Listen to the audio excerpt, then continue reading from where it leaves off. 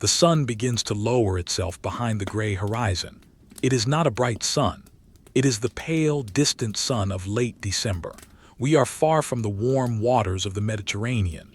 We are in the northern provinces, perhaps Britannia, perhaps along the Rhine. The location does not matter. The only thing that matters is the cold and the stone walls that stand against it. There is nothing you need to remember here. No dates, no names, no battles. You can simply let these words drift by like snow falling on a quiet field. If your mind wanders, let it wander. If your eyes feel heavy, let them close. The Roman Empire is vast, but here, in this moment, the world is very small. It is just a room, a fire, and the coming night. Outside, the air is sharp. It carries the scent of frost and wet earth. But inside the garrison, the air is still. The Roman army does not sleep in tents during the deep winter. The leather tents, which smelled of oil and rain in the summer, are packed away.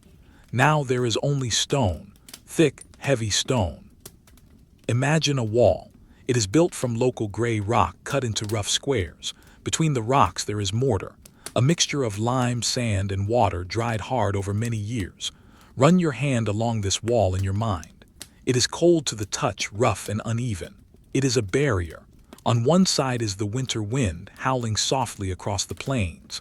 On the other side, where we are, there is shelter. The camp is settling down for the evening. There is no shouting. The drills are finished. The officers have retreated to their quarters. The only sound is the rhythmic crunch of boots on the packed snow of the main road, the Via Praetoria. A soldier walks slowly. He is not marching. He is simply walking. He wears a heavy cloak made of thick, coarse wool. It is dyed a dull brown, the color of dry leaves. The wool is scratchy and heavy. It still holds the natural oils of the sheep, which keeps the water out. As the soldier walks, the cloak brushes against his legs. Swish, swish. A soft, repetitive sound. He pulls the cloak tighter around his shoulders. He is not cold, he is prepared. This is the strategy against winter.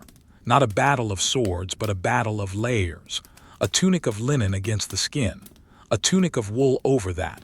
And then the heavy cloak, pinned at the shoulder with a simple bronze fibula. The metal pin is cold, but the wool is warm. Let us move away from the soldier now. Let us move indoors, into the barracks. The room is long and narrow. It is dim.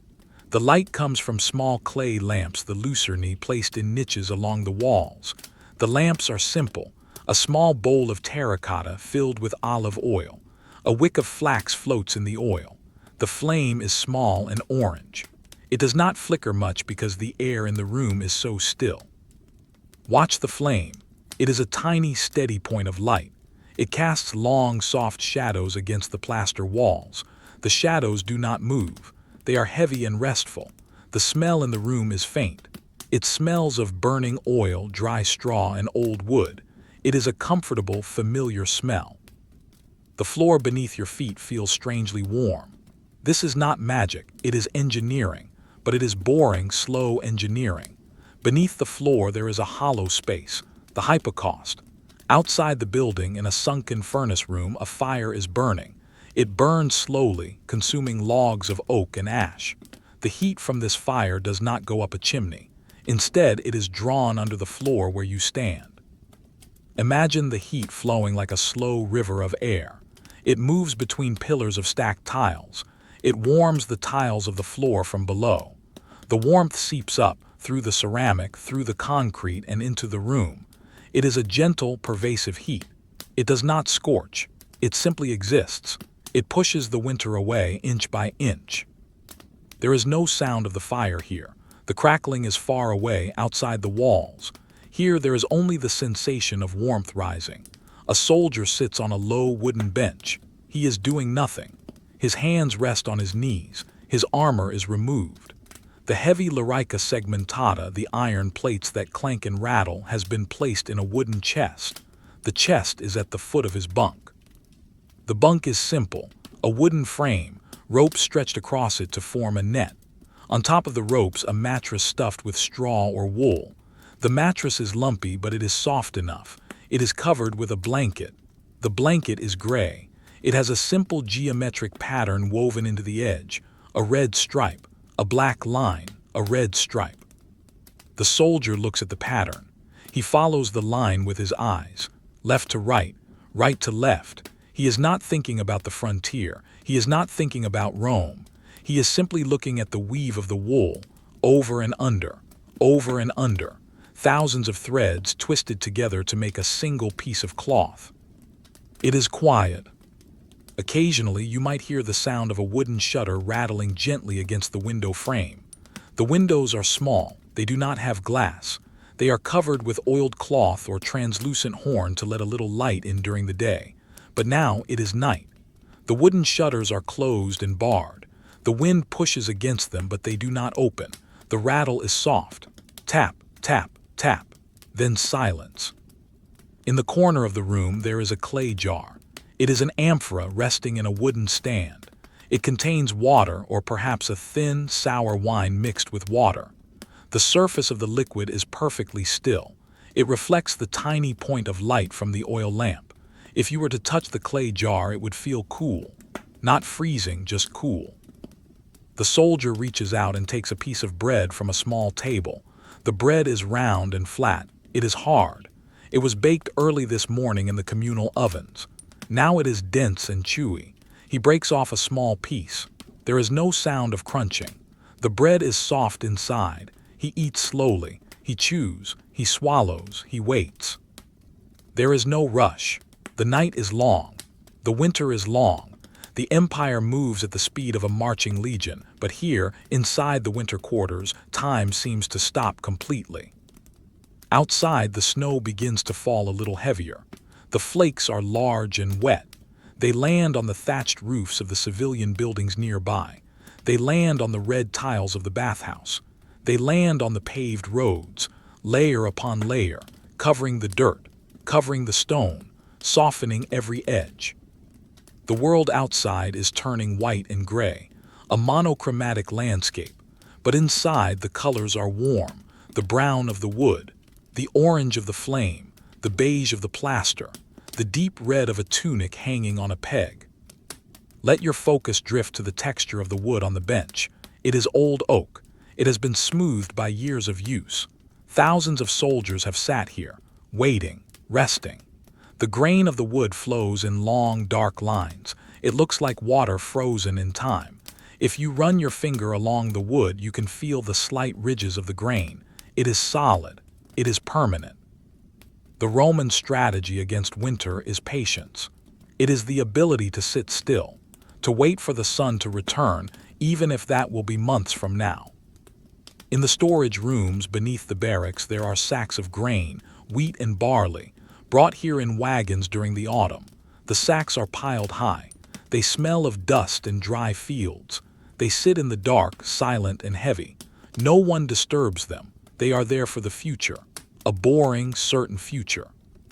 Next to the grain, there are jars of olive oil. The oil is thick and green gold. It sleeps in the clay jars. It waits to be burned in a lamp or poured over bread or used to clean skin. It is stored sunlight, hidden away in the dark caves of the storeroom. The camp is a machine of survival, but it is a quiet machine. It hums with the low vibration of sleeping men and slow fires. The sentinel at the gate shifts his weight from one foot to the other. He holds a spear, the pilum. He rests the butt of the spear on the ground. He leans against it slightly. He looks out into the darkness. He sees nothing, just the falling snow. He hears nothing, just the wind in the trees beyond the clearing. He breathes in. The air is cold in his nose. He breathes out. A cloud of white mist forms in front of his face. It hangs there for a moment, swirling gently before it disappears. He watches it fade. He breathes in again. He breathes out. Another cloud. This is the rhythm of the night. Breath, mist, nothing, breath, mist, nothing.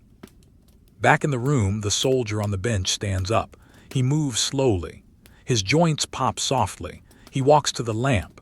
He trims the wick with a small metal tool.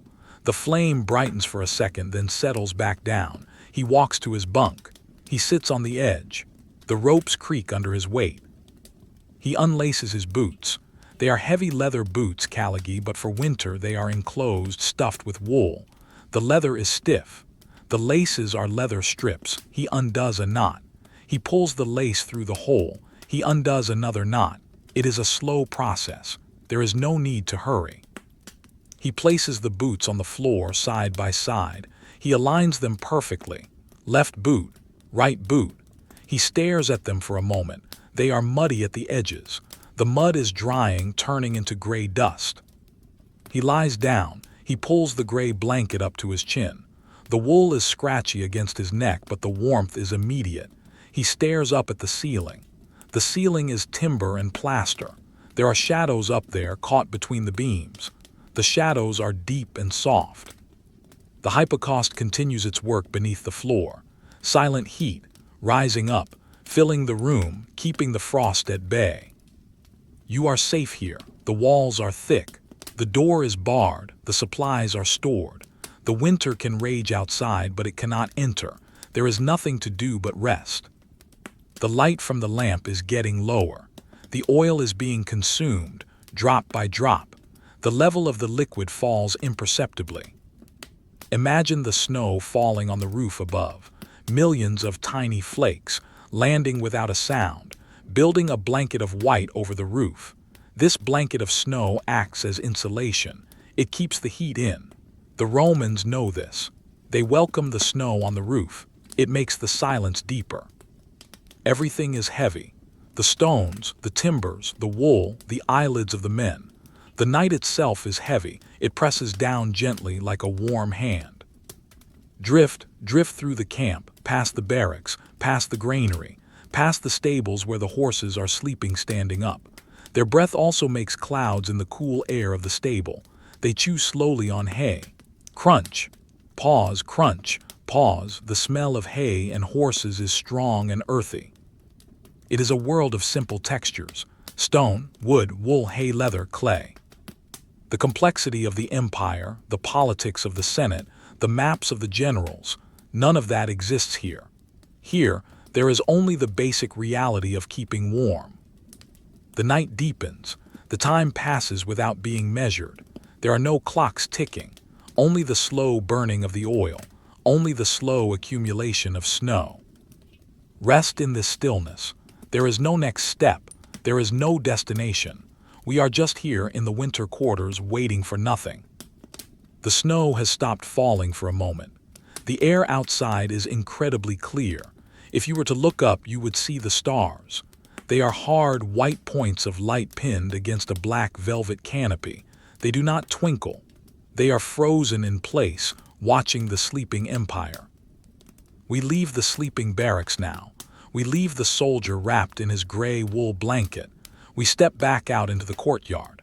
The cold is waiting. It presses against you immediately, claiming the space around your body. But we are not staying in the cold. We are moving toward the largest building in the camp. It is a low, sprawling structure made of red brick and concrete. A thick column of white steam rises from a vent in the roof. It climbs straight up into the night air, dissolving into the darkness. This is the bathhouse, the thermi. At this hour, the baths are closed to the soldiers. The noise of splashing water, the slap of wet skin on stone, the murmuring of conversation, all of that is gone. The building is silent, but it is not asleep. A bathhouse can never truly sleep. If the fires die, the water turns to ice. If the pipes freeze, the lead will burst. And so the machine must be kept running slowly, quietly, through the deep winter night. Walk around to the back of the building. The snow here is trodden down, dirty with soot and ash. There is a small door set low in the wall. It is made of heavy oak planks, blackened by smoke. Push it open. Warmth hits you. It is a dry, dusty warmth. It smells of wood smoke and dried earth. This is the Prefernium, the furnace room. It is the engine room of the Roman winter. The room is dug slightly into the ground to help retain the heat. The floor is packed dirt, hard as rock. In the center of the wall, there is an arched opening made of fire-hardened bricks. Inside this arch, a fire is glowing. It is not a wild fire. It is a deep, pulsing bed of red coals. A man sits on a three-legged stool near the opening. He is the fornicator, the stoker. He is wearing a simple tunic stained with soot. His arms are bare and they glisten with a thin layer of sweat even though it is freezing outside. The heat in here is constant. It is a physical weight. He is not moving much. He is watching the coals. In his hand he holds a long iron poker. The end of the iron is red hot. He rests it on the ground. To his right is a massive pile of wood, logs of oak, beech, and pine. They have been cut to the exact same length. They are stacked in perfect rows. The wood is dry. It has been seasoned for a year to ensure it burns hot and clean with little smoke. Watch the stoker. He moves in slow motion. He sees that the red glow in the center of the arch is fading slightly, turning a duller shade of crimson. He reaches out. His hand finds a log of beech wood. The bark is smooth and gray like elephant skin. He lifts it. It is heavy, dense wood. He leans forward. He does not throw the log, he places it. He slides it into the mouth of the furnace. The wood touches the bed of coals. For a moment, nothing happens. Then a small flame licks up the side of the log, blue and yellow. The wood begins to crackle softly. Pop, hiss. The stoker sits back. He wipes his forehead with the back of his hand. He picks up a ceramic cup from the floor and takes a sip of water. The water is tepid. He swallows. He sets the cup down. The rhythm resumes. Watch the fire. Wait. Add wood. Watch the fire. Let us leave him to his work. Let us pass through the wall, following the heat. We are now inside the walls themselves. Imagine you are the heat. You are flowing through hollow rectangular tubes made of clay called tubuli. These tubes are stacked inside the walls of the bathhouse. You rise up, carrying warmth from the furnace below, heating the stone from the inside out. We emerge into the caldarium, the hot room. It is pitch black in here, save for a faint gray light filtering through a high window. The air is thick. It is heavy with humidity. Even though the baths are empty, the water in the hot pool remains. Step carefully on the floor. The floor is raised on pillars just like in the barracks, but here the heat is more intense. The mosaic tiles underfoot are hot to the touch. They depict a pattern of sea creatures, dolphins, fish, tridents, but in the dark they are just shapes, smooth, warm stones. The pool is a rectangle of dark water. Steam rises from the surface. It curls and twists in the darkness like slow-moving ghosts. The steam touches the ceiling. The ceiling is vaulted and grooved, designed so that condensation does not drip on the bathers but runs down the walls. Listen. Drip. A single drop of water runs down the plaster wall and falls into the overflow channel. Drip. It is the only sound in the room. The water is perfectly flat. It looks like a sheet of black glass. If you were to dip your hand into it, it would be hot.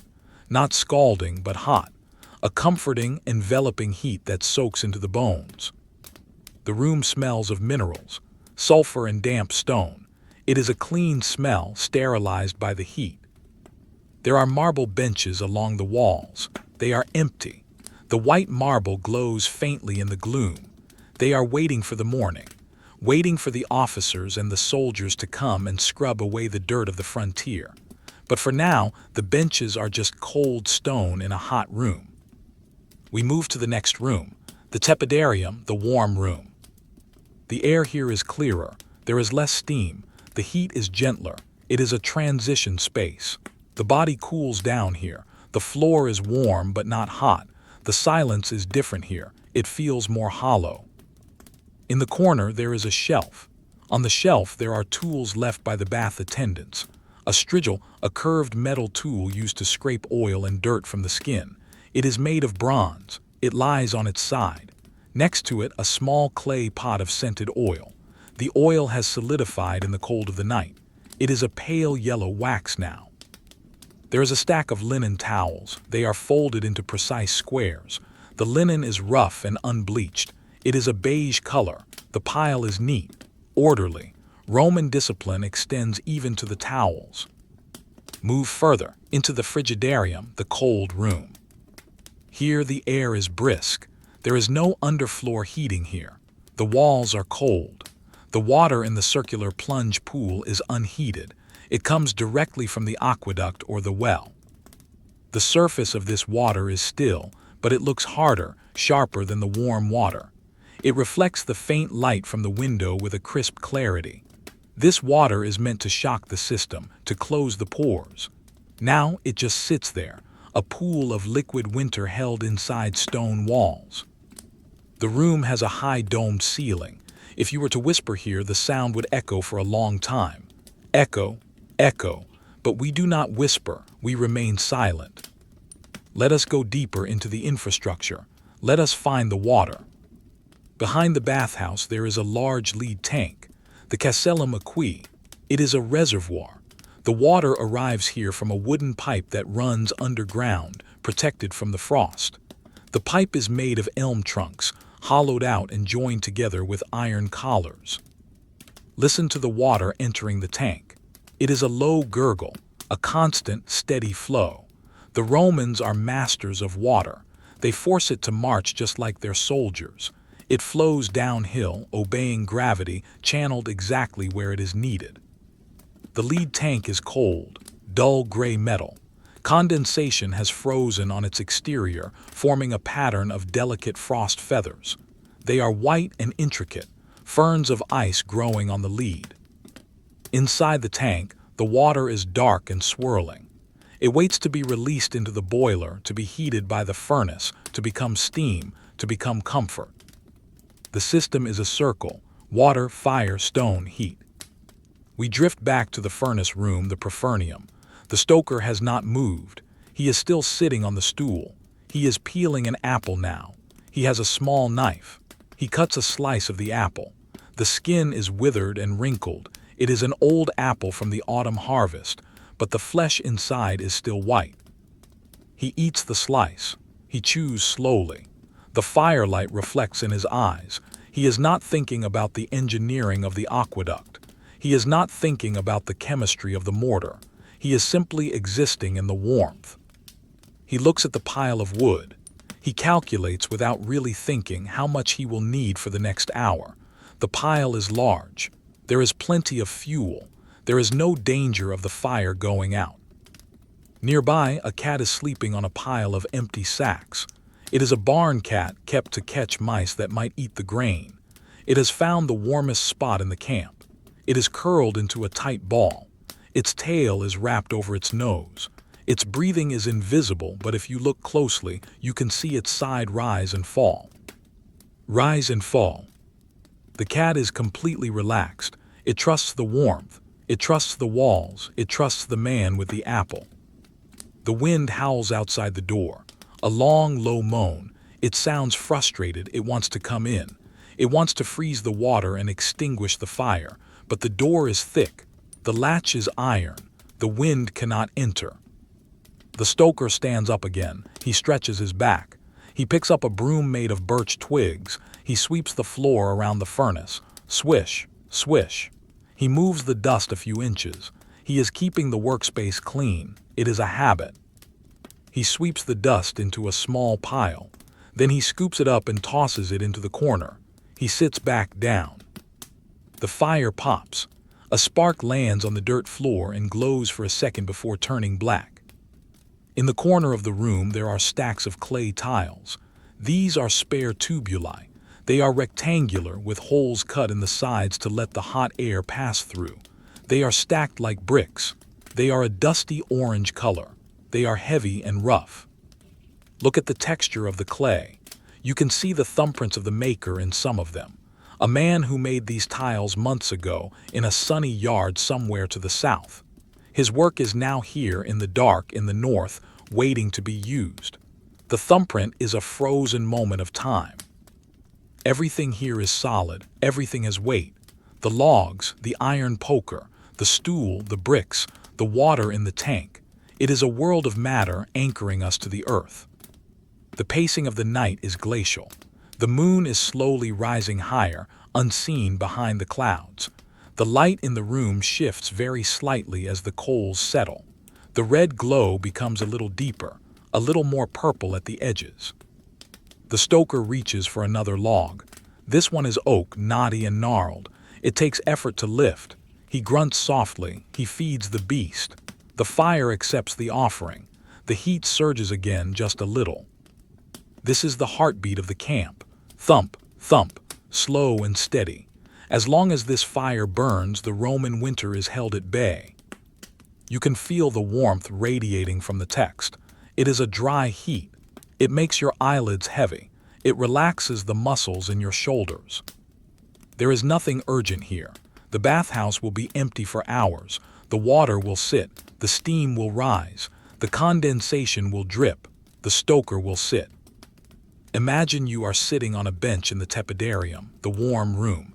You are wrapped in a dry linen towel. The air is perfectly still. The stone bench is warm beneath you. You are leaning back against the wall. The wall is warm too. There is no light, just the comforting darkness. You can hear the faint sound of the wind outside, but it sounds like it is 1,000 miles away. You are in a cocoon of stone and heat. Your breathing slows down to match the rhythm of the dripping water. In, out, drip in, out, drip. The complex world of daylight is gone. There are no orders to follow, no roads to march, no heavy armor to wear. There is only this room, this warmth, this safety. The empire is a shield, and here in the bathhouse you are behind the shield. The stoker finishes his apple. He throws the core into the fire. It hisses as the moisture evaporates. He wipes his knife on his tunic. He folds the knife and puts it away. He closes his eyes for a moment. He is not sleeping, just resting his eyes. The silence of the room amplifies the small sounds, the settling of the wood, the breathing of the cat, the wind outside. It is a symphony of boredom, a lullaby of ordinary things. The night stretches out before us, endless and calm. We have explored the fire and the water. We have seen the steam and the ice. We are safe in the middle ground where the temperature is just right. Wait here in the warmth for a while. There is no need to move. The next location will wait for us. The night is not going anywhere. We leave the humid warmth of the bathhouse behind. The heavy wooden door closes with a dull thud, sealing the heat inside. We are back in the cold. The air is so crisp it feels thin. We walk across the frozen mud of the camp streets. Our destination is different now. We are moving towards the edge of the camp near the vallum, the earthen rampart that surrounds the fortress. Here, the buildings are smaller, made of timber and wattle and daub. These are not military barracks. This is the canopy, the civilian settlement that clings to the walls of the fort like moss on a rock. It is here that the families live, the merchants, the craftsmen, the wives and children of the soldiers. The street is narrow, the houses lean in slightly. The roofs are thatched with reeds, thick and heavy with snow. Icicles hang from the eaves, long and sharp like glass daggers. They catch the faint light of the moon, which is trying to break through the clouds. Stop in front of a small house. A faint glow spills from under the door. Inside, a family is awake, but only just. Let us enter. The room is small and low-ceilinged. The air is thick with the smell of wood smoke, wool, and dried herbs. It is a cozy, cluttered space. In the center of the room is a hearth, a stone circle on the floor where a fire burns. Unlike the hidden furnace of the bathhouse, this fire is open. It is the heart of the home. A woman sits near the fire. She is spinning wool. It is a task that never ends. Her hands move with a practiced, automatic rhythm. She holds a distaff in one left hand, a bundle of raw wool clouding the top of it. With her right hand, she pulls a thread, twists it, and winds it onto the spindle that hangs below. Twist, pull, wind. The spindle spins like a top, a blur of wood and thread. It hums softly, whirr. She does not look at her hands. She looks into the fire. Her face is calm, worn by the wind and the sun, but relaxed now in the firelight. She wears a simple tunic of undyed wool, belted at the waist. A shawl is wrapped around her shoulders. On a rug made of sheepskin, a child is sleeping, a boy perhaps 5 years old. He is curled up, his head resting on his arm. His breathing is deep and even. The firelight dances on his hair. He is safe. The storm outside is just a story to him, something that happens to other people. On the other side of the fire, an old man sits on a stool. He is whittling a piece of wood. He is making a spoon. He uses a small iron knife. He shaves off a thin curl of wood. It falls to the floor, joining the other shavings. Scrape, pause, scrape. The sound is rhythmic and soothing. The wood is pale, perhaps birch. The spoon is taking shape slowly. The bowl is smooth. The handle is straight. There is no rush to finish it. If it is not finished tonight, it will be finished tomorrow, or the day after. The room is filled with shadows. They cling to the corners. They hide under the table. They are soft shadows, brown and gray. Hanging from the rafters are bundles of dried herbs, sage, thyme, rosemary. They are gray and brittle now, but when the heat of the fire rises, they release a faint, dusty scent of summer. There are also onions hanging in a net. Their skins are papery and gold. Garlic bulbs, white and purple. Dried apples threaded on a string. This is the larder of the winter. Food preserved, dried, and stored. The wind rattles the door. The woman pauses for a second. She looks at the door. The heavy wooden bar is in place. She returns to her spinning. Twist, pull, wind. The repetitive motion is hypnotic. It is the motion of time passing, thread being made inch by inch, life being lived moment by moment. On a low table there is a bowl of nuts, walnuts and hazelnuts gathered from the woods in autumn. A small iron nutcracker lies beside them. The old man puts down his spoon and knife. He picks up a walnut. He places it in the cracker. He squeezes. Crack. The sound is sharp but contained. He picks out the meat of the nut. He eats it. He throws the shells into the fire. They burn with a small flare of yellow flame. He picks up another nut. The cycle continues. In the corner there is a loom. It is a vertical warp-weighted loom. It stands like a silent sentinel. Half-finished cloth hangs from it, a pattern of blue and gray checks. The clay weights at the bottom of the threads hang heavy and still. They look like loom weights found in the earth 1,000 years later, but here they are new. They are tools. The room is a sanctuary of domesticity. The empire of swords and shields is far away. Here, the empire is made of thread, wood, and food. The woman begins to hum. It is a low, wordless tune, a melody from her childhood, perhaps from Gaul or Germania. It is a sad, slow tune, but it is not unhappy. It is a tune for waiting. The child stirs on the sheepskin. He mumbles something in his sleep. The woman stops humming. She reaches out and strokes his hair. Her hand is rough, but her touch is gentle. The child settles back into deep sleep. The fire is burning down. The flames are lower now, dancing over a bed of glowing embers. The light in the room becomes softer, more orange. The shadows grow longer. The old man puts the half-finished spoon on a shelf. He brushes the wood shavings from his lap into the fire. They catch instantly, flaring up and then turning to ash. He stands up slowly. He walks to the window. It is covered with a stretched animal skin, translucent and oiled. He cannot see out, but he can feel the cold radiating from it. He puts his hand near the skin but does not touch it. Still freezing, he murmurs. His voice is gravelly and quiet. The woman nods. She does not stop spinning. The room feels timeless. This scene could be happening in 100 AD or 100 BC. It is the universal human experience of winter, the gathering around the heat, the small tasks to pass the time, the safety of the family unit. There is a clay pot on the edge of the hearth. It contains a stew that was eaten earlier. Now it is just keeping warm. The smell of cooked lentils and pork lingers in the air. It is a heavy, savory smell. It speaks of a full belly and satisfaction.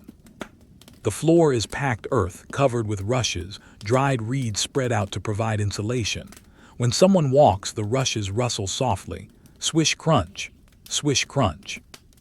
The old man walks back to his stool. He sits down, he stares at the fire.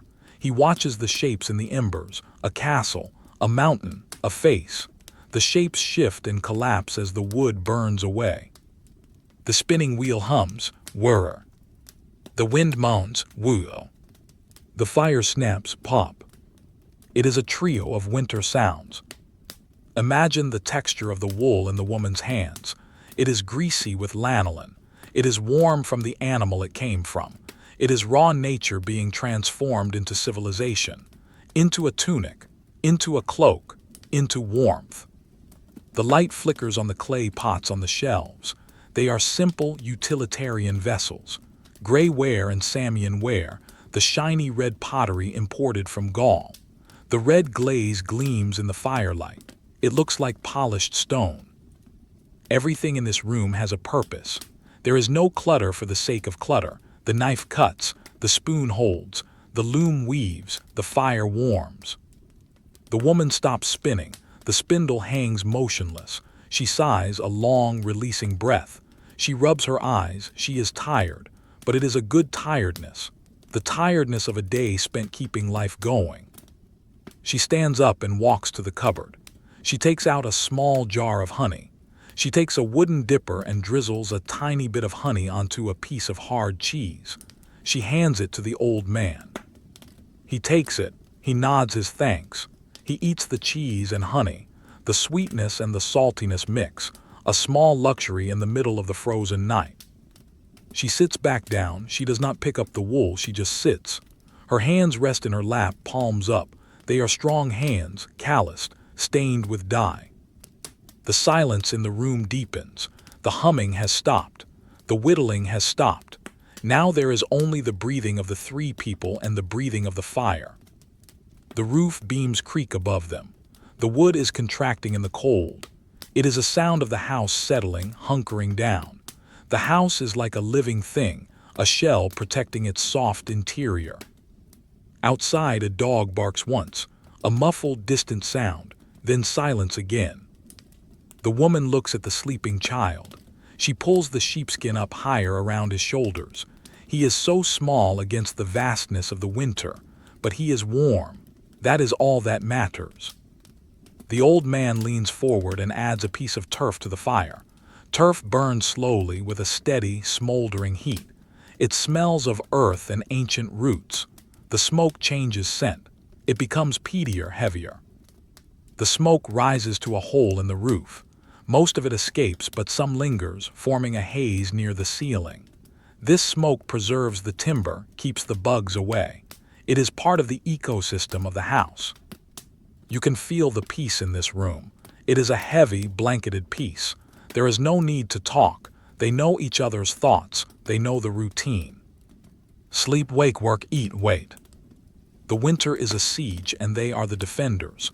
But they are not fighting with weapons. They are fighting with wool and wood and cheese and fire. And they are winning. The light is getting dimmer as the fire settles into the turf. The room is becoming a cave of warm shadows. The corners disappear into darkness. The world shrinks down to the circle of light around the hearth. This is the center of the universe for these people, this circle of warmth. Feel the heaviness of your own eyelids. The hypnotic motion of the spinning is gone, leaving a stillness in its wake. The memory of the sound lingers. Whir. The old man closes his eyes. His head nods forward. He jerks it back up. He smiles to himself. He is falling asleep in his chair. It is warm enough. He might just stay there. The woman watches him. She smiles too, a small, tired smile. She looks at the unspun wool in the basket. It is a cloud of white. It waits. It will be there tomorrow. The sheep grow the wool. The woman spins the wool. The man wears the wool. The cycle is unbreakable. The wind gusts again, harder this time. It shakes the door in its frame. The bar holds. The leather window skin drums tight. Thrum, thrum. But inside, the air is still. The flame of a small oil lamp near the loom stands straight and tall.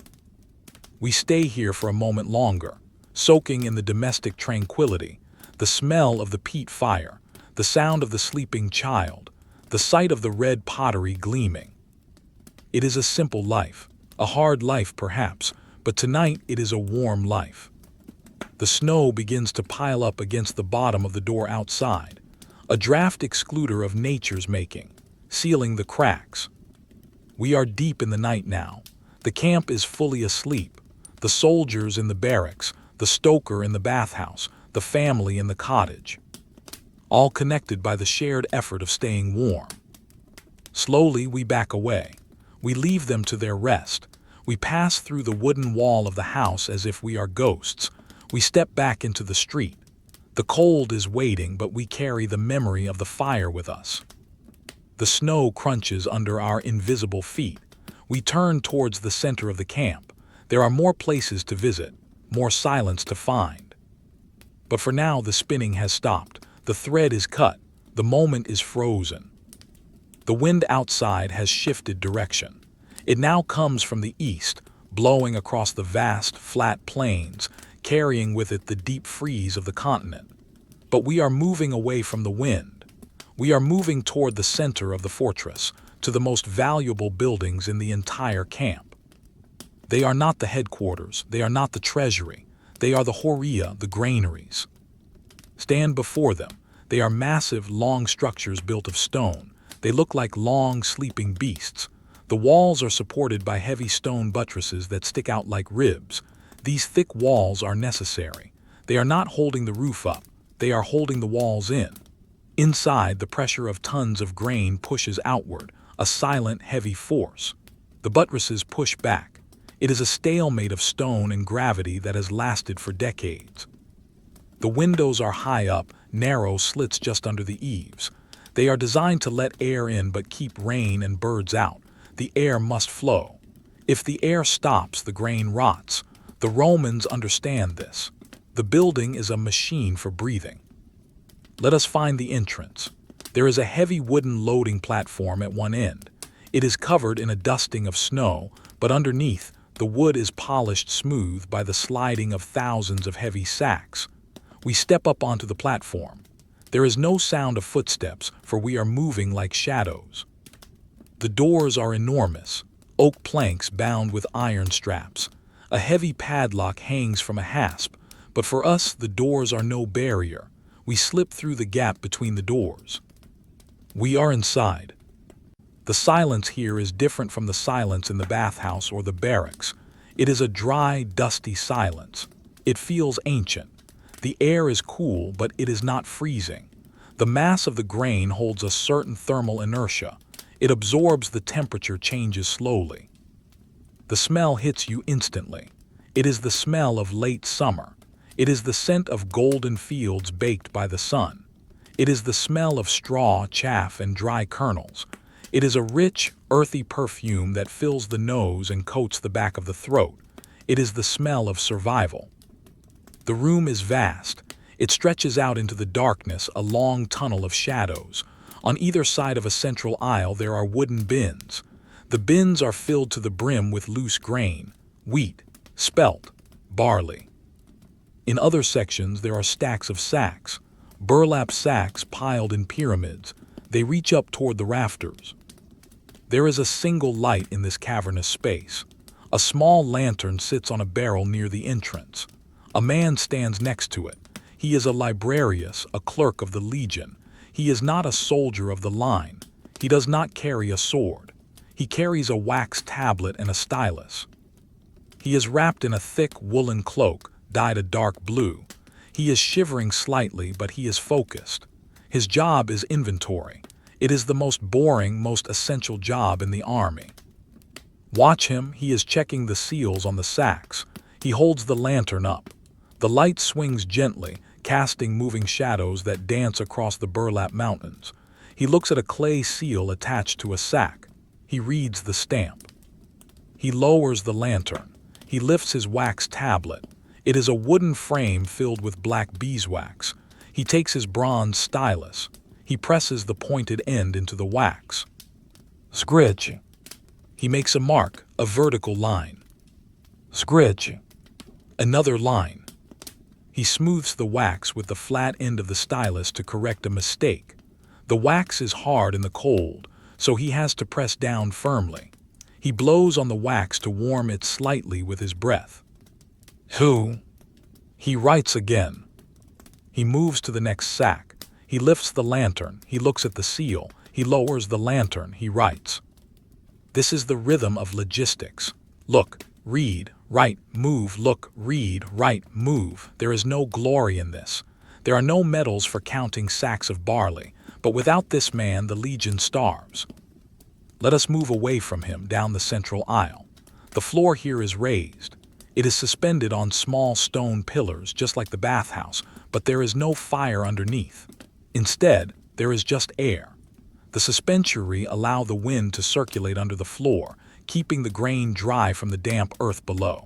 If you were to put your ear to the floorboards, you might hear the wind whistling softly underneath the building. The floorboards are wide planks of elm. They are fitted together tightly, so no grain falls through, but not so tightly that the air cannot pass. Walk further into the dark. The light from the clerk's lantern is just a tiny yellow star far behind us now. Here, the only light comes from the ventilation slits high above. Moonlight filters in, cutting through the dusty air in long, pale beams. The air is filled with dust, tiny particles of grain husk floating in the stillness. They catch the moonlight. They drift, up and down, spiraling slowly. They look like underwater creatures or tiny stars in a wooden galaxy. Reach out in your mind and touch the wood of a grain bin. It is rough. It has splinters. It is dry as a bone. Dig your hand into the grain. Imagine the sensation. Thousands of hard, small kernels flowing over your fingers. It is like a liquid, cold, dry fluid. The noise it makes is a soft rustle. Shhhshhh, like the sound of rain on a dry roof. Each one of these kernels was grown in a field months ago. It absorbed the sunlight. It drank the rain. It was cut by a scythe. It was threshed.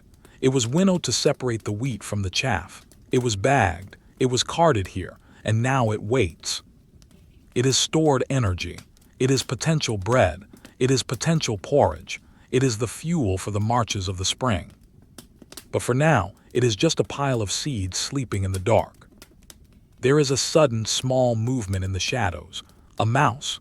No, the granaries are built to keep mice out. The walls are smooth to prevent climbing. The floor is raised, but nature is persistent. Perhaps a single mouse has found a way in. But wait, there is a guardian. Sitting on top of a high stack of sacks, unseen in the gloom, is a cat. Not the same cat from the bathhouse. This is a larger, leaner cat, a hunter.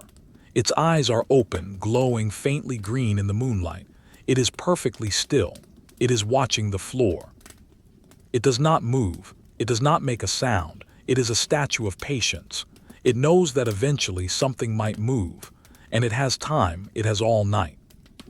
The stillness in the granary is heavy. It presses against your ears.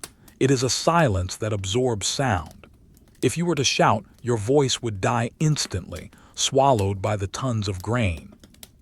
Go back to the clerk. He has finished one row. He sighs. A cloud of white breath escapes his lips. He rubs his hands together to warm them. The friction makes a dry, rasping sound like sandpaper. He adjusts his cloak. He turns to the next row. There are hundreds of sacks in this row. He steps forward. He lifts the lantern. The light reveals the texture of the burlap. It is coarse, woven from jute or hemp. It is a grid of thick fibers. Some of the sacks have patches where they were torn and sewn back together. The stitches are large and crude. The clerk looks at the seal. It is a small lump of lead this time, pressed onto a string. He squints to read the marking on the lead. It is the symbol of a specific farm, perhaps from the valleys of Gaul. He marks the tablet. He is tired. His eyes are heavy. The repetitive motion is a lullaby. Lift, look, lower, right. He leans against a wooden post for a moment. He closes his eyes. He listens to the wind outside. It sounds angry, battering against the stone walls, but inside everything is calm. The building is doing its job. It is protecting the harvest. He opens his eyes. He pushes himself off the post. He continues. There is a smell of old timber in here too. The beams overhead are massive trunks of oak, darkened by age. They span the width of the hall, crossing back and forth in a complex web of carpentry. Spider webs hang in the corners of the rafters, thick with dust. They drape like gray veils. No spider moves. They are dormant for the winter. The dust on the floor is thick in the corners where no one walks. It is a fine gray powder. If you stepped in it, you would leave a perfect footprint that would last for years. This place feels like a tomb, but it is a tomb of life. The grain is alive in a way. It is dormant life, waiting for water and heat to wake up. The clerk reaches the end of the row. He stops. He trims the wick of his lantern. He pulls a small pair of iron tweezers from his belt. He pinches the burnt end of the wick. The flame flares up, brighter and cleaner. The smell of burnt oil momentarily mixes with the smell of grain. He checks his tally. He counts the marks on the wax. 1, 2, 3, 4, 5, 10, 20, 50. He nods. The numbers match. The inventory is correct. He turns around and looks back down the long aisle. The rows of sacks look like soldiers standing at attention. Silent, headless soldiers. He begins the long walk back to the entrance. His sandals slap softly on the wood. Slap, slap, slap. The sound echoes slightly in the vast space. He passes the bins of loose grain. He runs his hand along the rim of a bin. His fingers trail in the dust. He picks up a single grain of wheat. He rolls it between his thumb and forefinger. It is hard as a pebble. He puts it in his mouth. He bites down. It cracks. It is dry and tasteless, but it is food. He chews it slowly, grinding it into a paste. He swallows. He reaches the heavy doors. He pushes one open just enough to slip out. The cold wind rushes in through the gap, swirling the dust on the floor. For a second, the silence is broken by the howl of the storm. Then he slips out. He pushes the door shut. Thud. The silence returns instantly. The wind is cut off. The darkness reclaims the space. Inside, the dust that was disturbed by the wind slowly begins to settle. It falls through the air, drifting down, down, down. It lands on the floor. It lands on the sacks. It lands on the grain. The cat on the high stack blinks once. It lowers its head onto its paws. It closes its eyes. The granary waits. It holds the months of winter in its belly. It does not care about time. It does not care about the emperor. It only cares about dry air and strong walls. The moonlight shifts across the floor as the moon moves across the sky outside. The beams of light travel slowly over the bins, illuminating one patch of grain, then another. It is a slow, silent clock. Imagine being a single grain of wheat in the middle of the bin. You are surrounded by millions of others. You are pressed on all sides. It is dark. It is cool. It is perfectly still. You have been here for months. You will be here for months more. There is nothing to do but exist. The building creaks, a deep groaning sound from the timbers as the temperature drops further outside. The stone walls contract. The iron nails in the wood tighten. The structure is adjusting itself, hunkering down deeper into the earth. There is a sense of immense security here. The walls are 3 feet thick. The roof is tiled with heavy terracotta. Nothing can get in. The storm can rage, the barbarians can shout, the wolves can howl, but the grain is safe. And because the grain is safe, the empire is safe. This is the bedrock of civilization. Not the marble columns of Rome, but this dusty, dark warehouse on the frontier. The air is so still that the dust motes seem to freeze in place. We drift upwards toward the roof, up into the rafters. The air is slightly warmer here, trapped under the eaves. We look down at the vast floor. The sacks are just shapes now. The clerk is gone. The lantern is gone. There is only the gray moonlight and the smell of the harvest. A feeling of drowsiness permeates the air. The heavy scent of the grain acts like a sedative. It is a thick, wholesome smell. Breathing in, breathing out. The building breathes with us. The ventilation slits allow a tiny current of air to pass through, keeping the rot away. A slow, invisible exhalation. The night is long, the winter is deep, the grain sleeps. We rest here for a moment, suspended in the dry air, floating above the mountains of food. There is no need to go anywhere else just yet. The peace of the granary is absolute. Let the image of the golden grain fill your mind. Let the sound of the wind outside fade away until it is just a memory. Here, there is only the quiet. The darkness is soft and velvety. It wraps around the beams and the bins. Everything is in its place. Everything is accounted for. Everything is waiting. The silence of the granary is left behind. We step out again into the biting wind, but only for a moment. We cross a narrow alleyway, our boots crunching on the frozen earth. Ahead, there is another long, low building. It looks similar to the barracks, but the smell that surrounds it is different. It is a rich, pungent smell, earthy, warm, alive. It smells of dried grass, of ammonia, of leather, and of animal musk. This is the stabula, the stables. The door is wide, split in the middle. The bottom half is closed, the top half is slightly ajar to let air circulate. We slip inside. The difference in temperature is immediate. It is warmer here than in the barracks.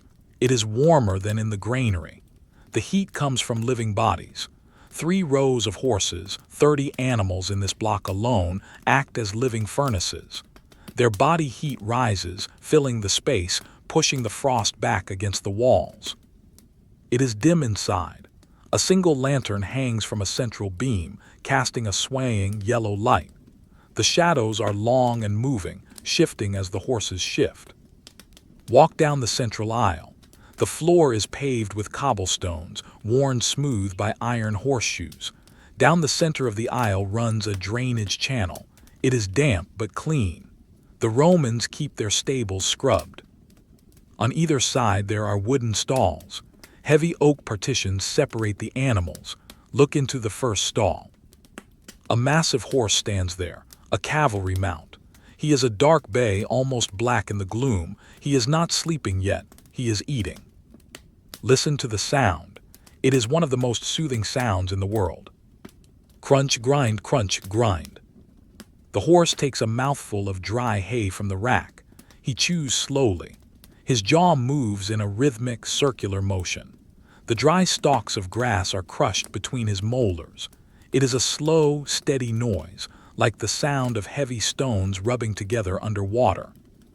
He pauses, he swallows, he reaches for more. Rustle. He pulls another tuft of hay. Crunch, grind. The horse is wearing a blanket. It is a rough wool rug strapped around his chest and belly. The Romans value these animals. A trained cavalry horse is worth more than a soldier's armor. They must be protected from the chill. The horse's winter coat has grown in thick. If you were to touch his neck, your fingers would sink into a dense, fuzzy layer of hair. It feels oily and coarse, designed to shed rain and snow. Beneath the hair, the skin is warm. You can feel the heat radiating from the massive muscle of the neck. The horse blows air through his nose, PFFFFT. A cloud of steam erupts from his nostrils. It hangs in the lantern light for a moment, then dissipates. Further down the aisle, a man is working. He is a callio, a groom. He is not a soldier, but a servant of the legion. He wears a tunic that is stained with oil and hay. He moves with a slow, shuffling gait. He is tired, but he is not in a hurry. He is carrying a bucket. The bucket is made of wood bound with iron hoops.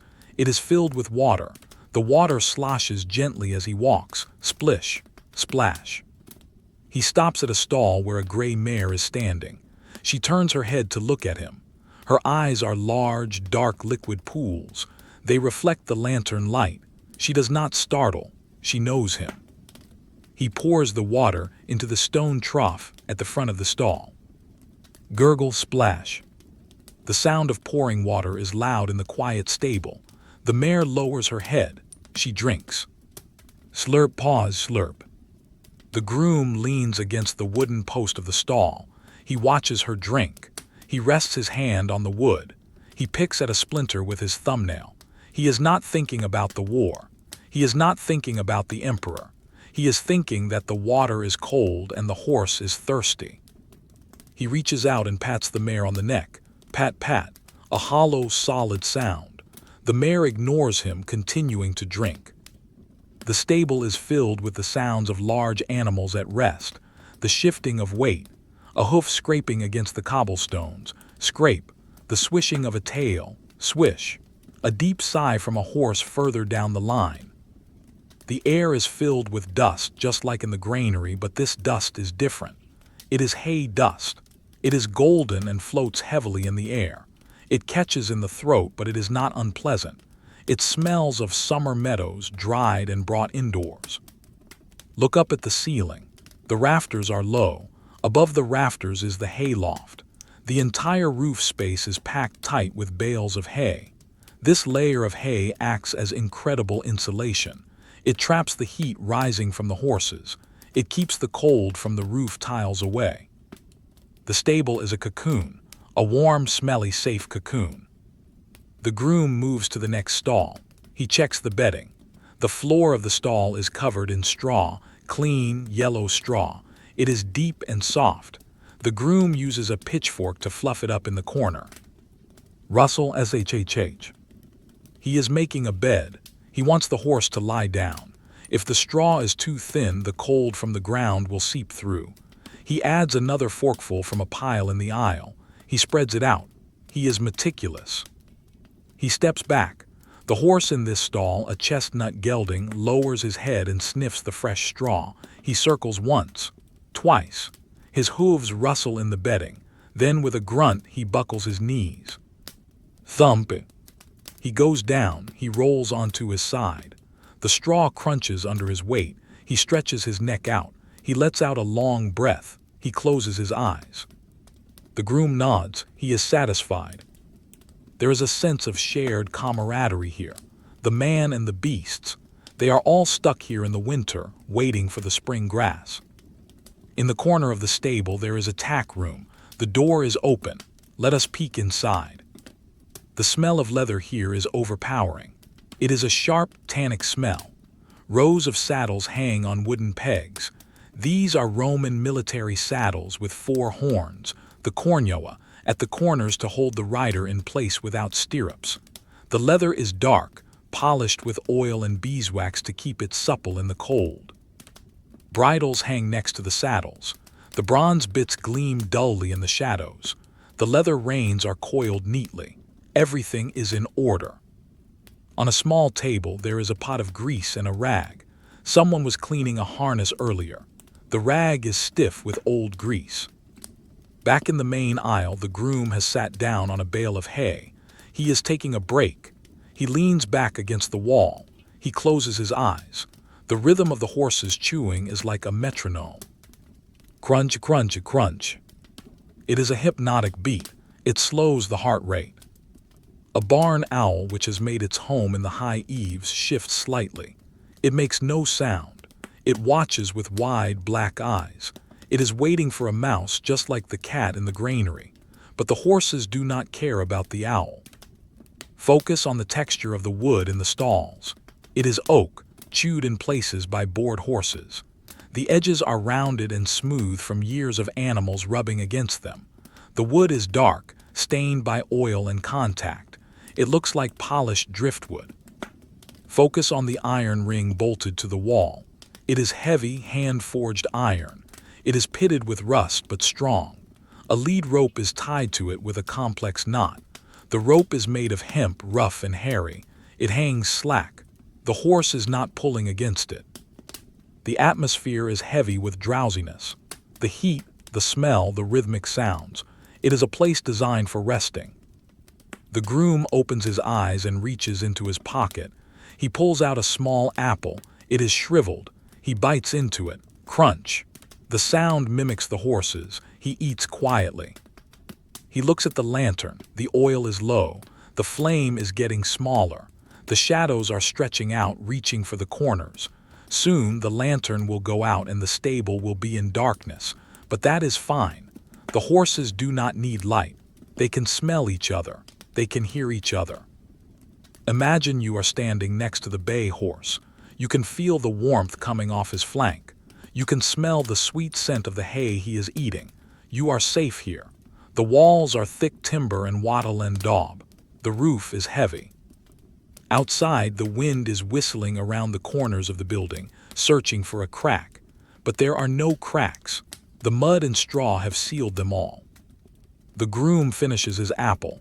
He throws the core into the drainage channel. He stands up. He stretches.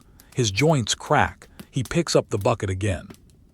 He walks to the large doors at the end of the stable. He checks the bar. It is secure. He leans his forehead against the wood for a second, listening to the wind. He is glad to be inside. He turns back to the horses. "Sleep well," he whispers.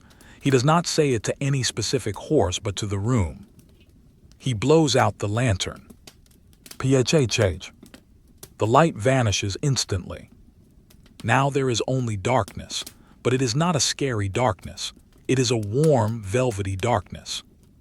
Your other senses take over. You can hear the breathing more clearly now. Hhhhshhh.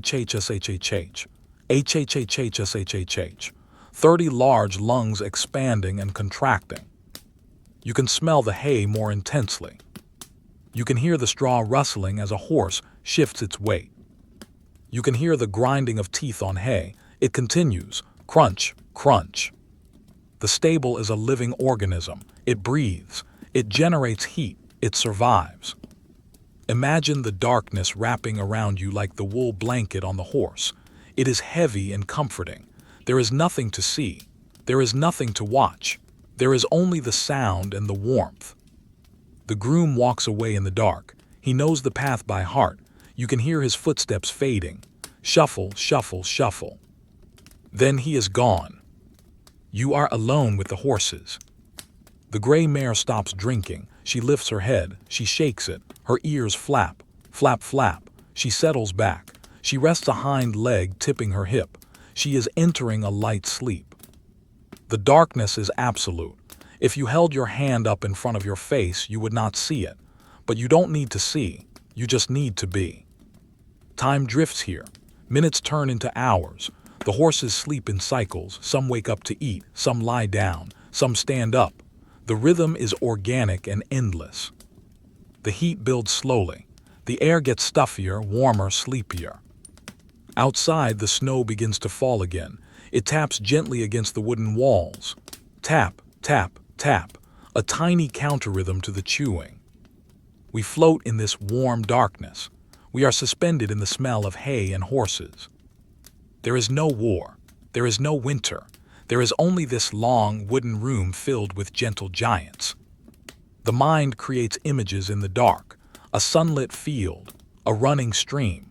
The horses are dreaming of these things. Their legs twitch slightly as they run in their sleep. Dream with them. The sensation of the cold floor under your boots is the only reminder of the outside world, but the rest of you is warm. The stable stands firm. It is an anchor in the storm. Rest here, listen to the breathing. In, out, match your breath to theirs, slow it down, slower, slower. The night is vast, but here it is small and contained. We have seen the soldiers, we have seen the fire, we have seen the grain, we have seen the horses. The camp is a collection of sleeping lives. Wait in the dark. Let the sound of the chewing wash over you. It is a sound of sustenance, a sound of life continuing. There is no next step, just this moment, over and over again. The darkness holds us.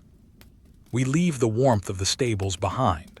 The door closes, cutting off the sound of the horses chewing. The silence of the winter night returns instantly. The wind has dropped slightly, but the air is still bitterly cold. It freezes the moisture in your nose the moment you step outside. We walk down the main street of the fortress, the Via Principalis. The gravel road is hard as iron under the snow. On either side, the buildings loom dark and silent. But there is one building where a light is always burning. It is set back from the road, a place of enforced quiet. This is the valetudinarium, the hospital. It is a large, square building. It is designed differently from the barracks. It is designed for peace. We approach the entrance. There are no guards here, only a heavy curtain made of thick felt hanging across the doorway to stop the drafts. We push the felt aside. It is heavy and coarse. We step inside. The atmosphere here is hushed. The air smells different. It does not smell of smoke or animals or grain. It smells of cleanliness. It smells of vinegar, of dried sage, of beeswax, and of sharp medicinal herbs. It is a clean, astringent smell that clears the head. The layout of the building is a series of concentric corridors. We are in the outer corridor. It is long and dimly lit. The floor is paved with smooth tiles, scrubbed clean every morning. There is no dust here. Walk down the corridor. Your footsteps make no sound because the Romans have laid mats of woven reeds along the center of the floor to dampen the noise. Silence is the primary medicine here. On one side of the corridor there are small rooms. These are the wards. They do not have doors, just curtains. The curtains are drawn, but some are slightly open. Peek into one of the rooms. Inside there are 4 bunks. They are occupied by soldiers. These men are not wounded in battle. There are no bandages of war here. These are men struck down by the winter, a fever, a deep cough, the camp sickness. They are sleeping. Their breathing is heavy. Wheeze, exhale. Wheeze, exhale. The room is warm, heated by a brazier in the corner. On the brazier, a small pot of water is simmering. Steam rises from it, humidifying the dry air. The steam carries the scent of eucalyptus or mint, added to help the breathing. A soldier shifts in his sleep. He turns over. The frame of the bed creaks softly. He pulls his blanket up. He is sweating slightly. The fever is breaking. He is safe here. He does not have to stand guard. He does not have to march. He only has to sleep. On a small wooden table between the beds, there is a glass jug. The glass is thick and green, filled with water. Beside it is a cup. The light from the corridor catches the curve of the glass. It glows like a dull emerald in the semi-darkness. Move away from the ward. Continue down the corridor. At the end of the hallway, there is a larger room. This is the pharmacy, the septiciarium. A man is awake here. He is the capsarius, the medical orderly.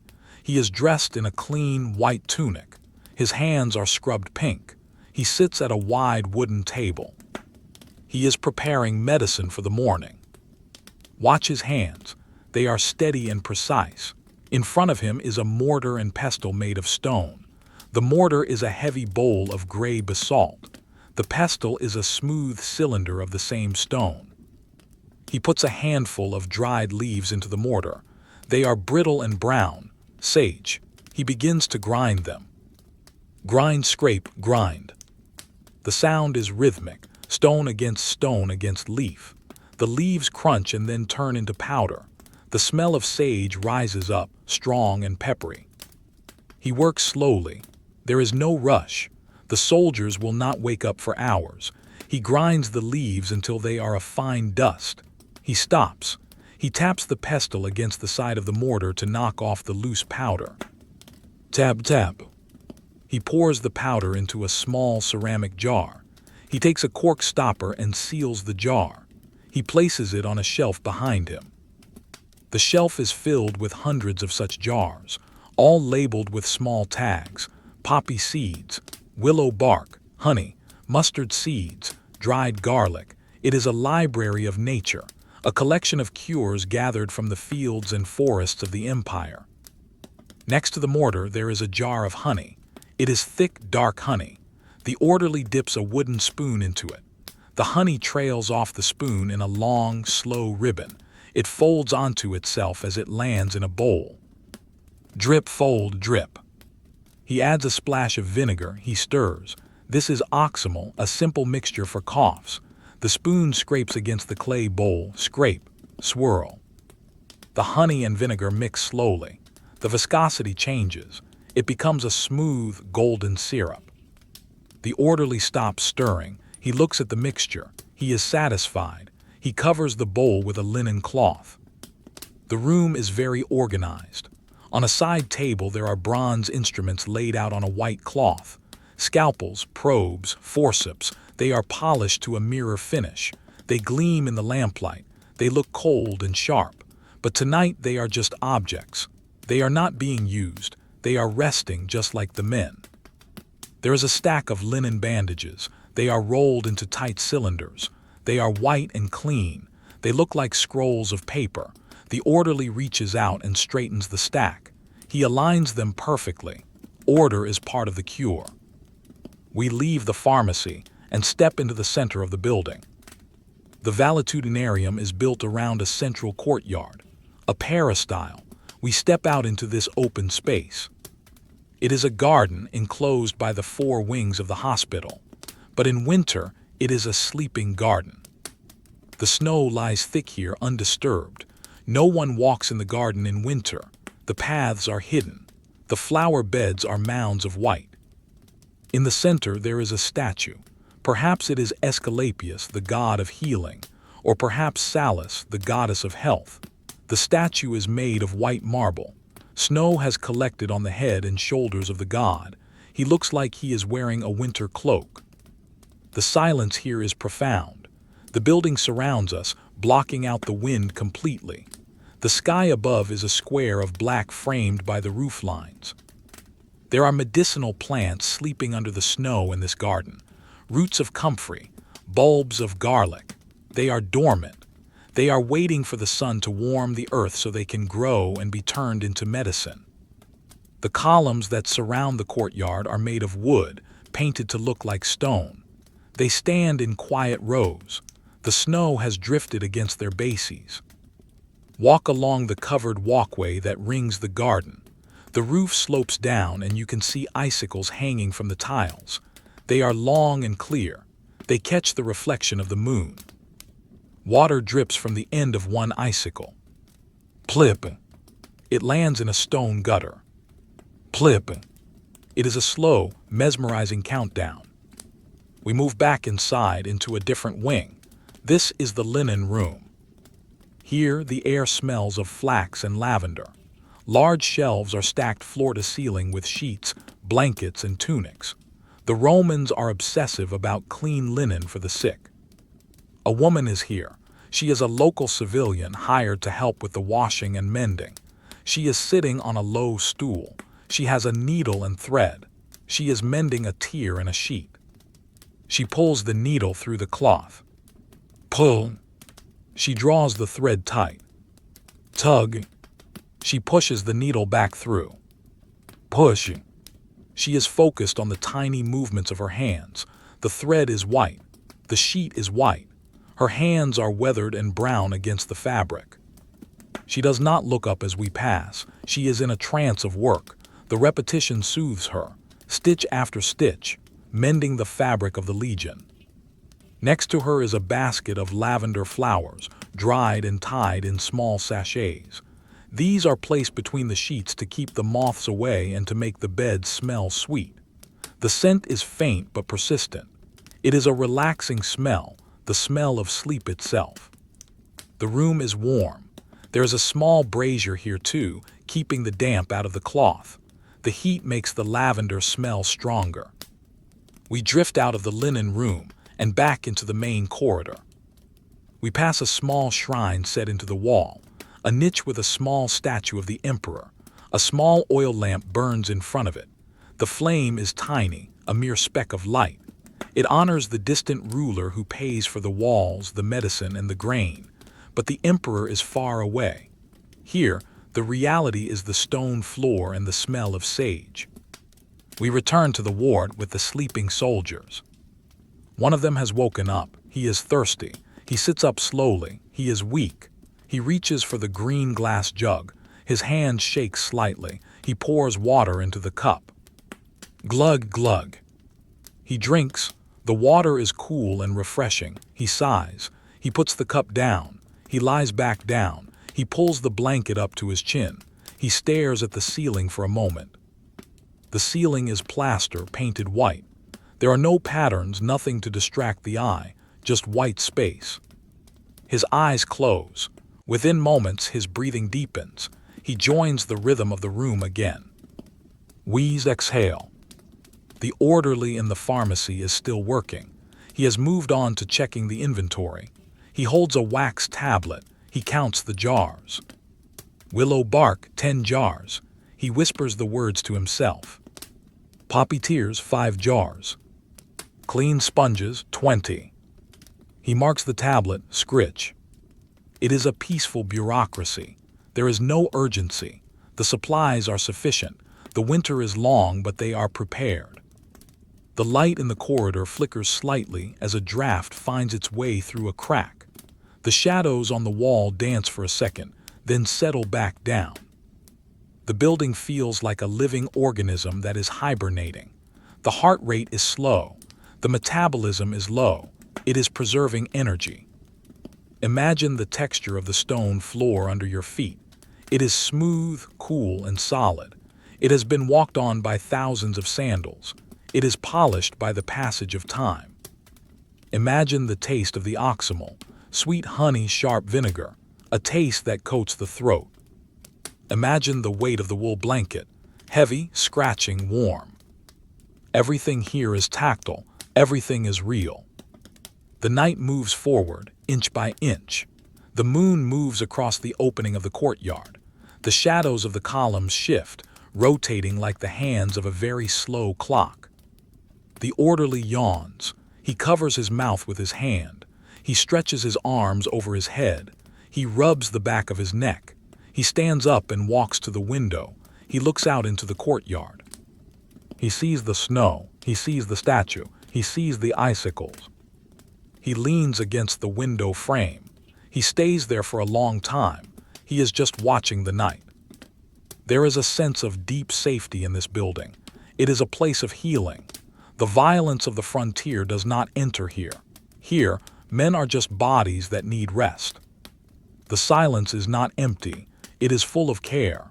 It is a thick, protective blanket of silence. We drift down the hallway, away from the pharmacy, away from the wards. We head towards the back of the building.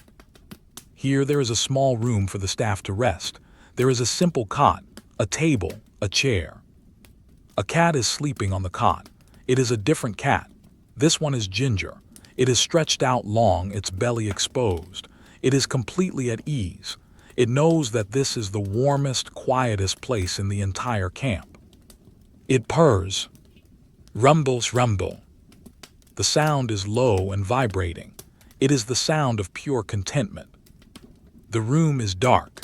The only light comes from the hallway. It cuts a slice of yellow across the floor.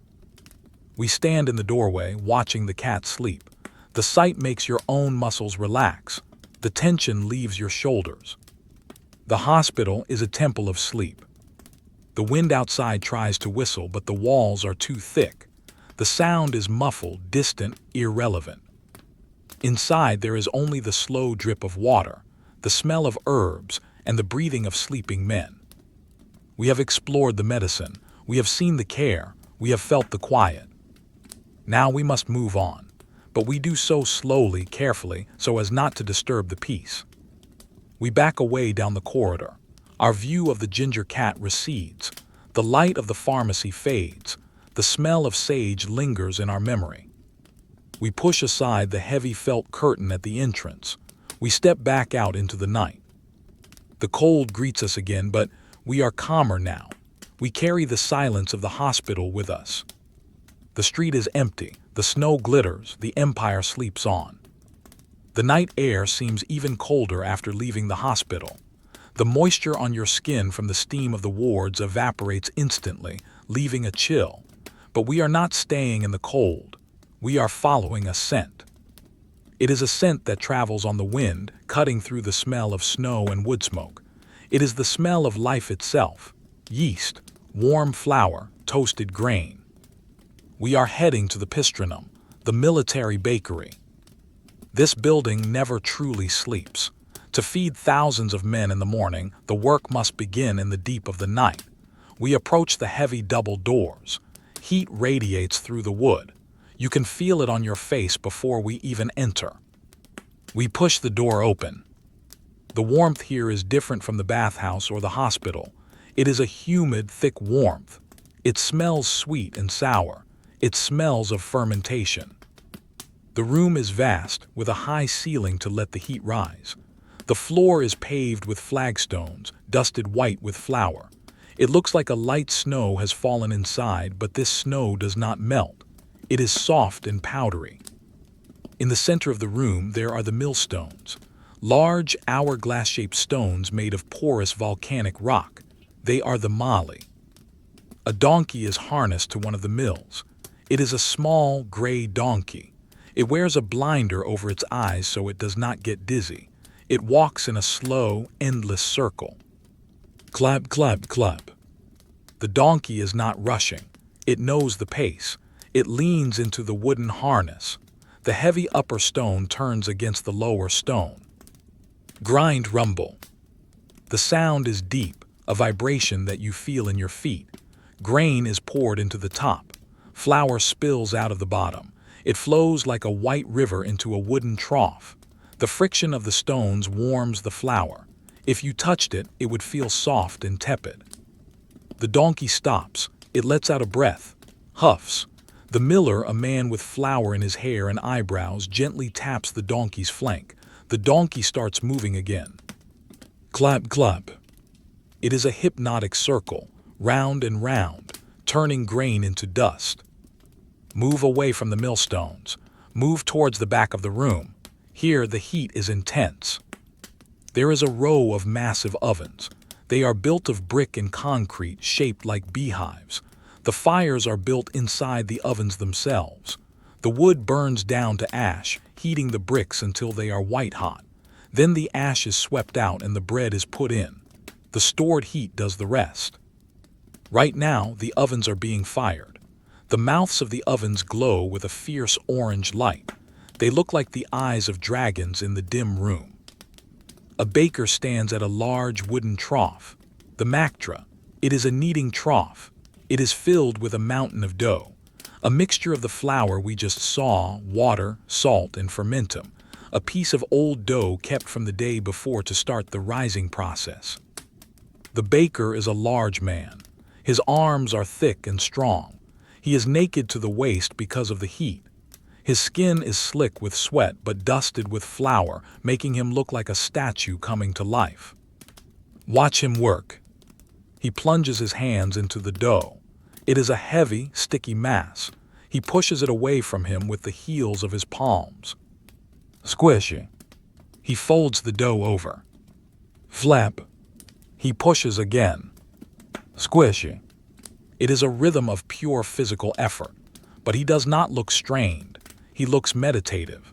He knows that the dough needs time. It needs to be worked until it is elastic and smooth. Fold, push, turn, fold, push, turn. The sound of the dough is wet and heavy. It smacks against the sides of the wooden trough. Thwack. The smell of the raw yeast is strong here. It is a sour, tangy smell. It is the smell of the bacteria working, eating the sugars in the grain, creating the bubbles that will make the bread rise. It is biology happening in slow motion. The baker stops. He wipes his forehead with a cloth hanging from his belt. He looks at the dough. He presses a finger into it. The dough springs back slowly. It is alive. He covers the trough with a heavy linen cloth. Now the dough must rest. It must sleep and grow. He moves to another trough where the dough has already risen. It has doubled in size. It is puffy and soft, like a cloud trapped in a box. He takes a metal scraper. He cuts a piece of dough. Scrape. He weighs it in his hands. He knows the exact weight of a soldier's ration. He does not need a scale. He shapes the dough into a round ball. He rolls it on the wooden table. Roll, roll, pat. He flattens it slightly. He takes a knife and scores the top. He cuts lines into it, dividing it into 8 wedges like a wheel. This is the panis quadratus, the standard Roman loaf. The cuts help the bread expand in the oven without cracking and make it easy to share later.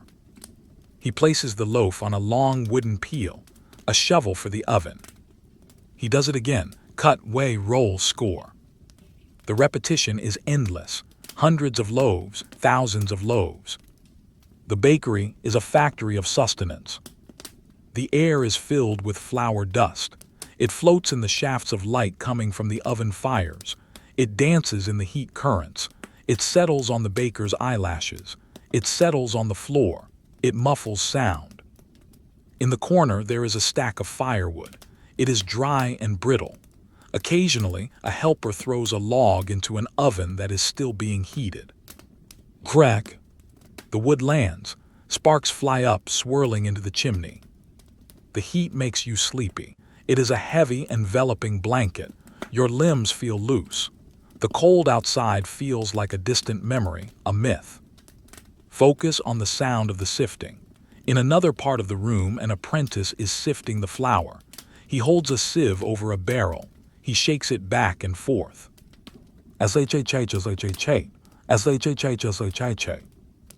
The fine flour falls through the mesh like rain.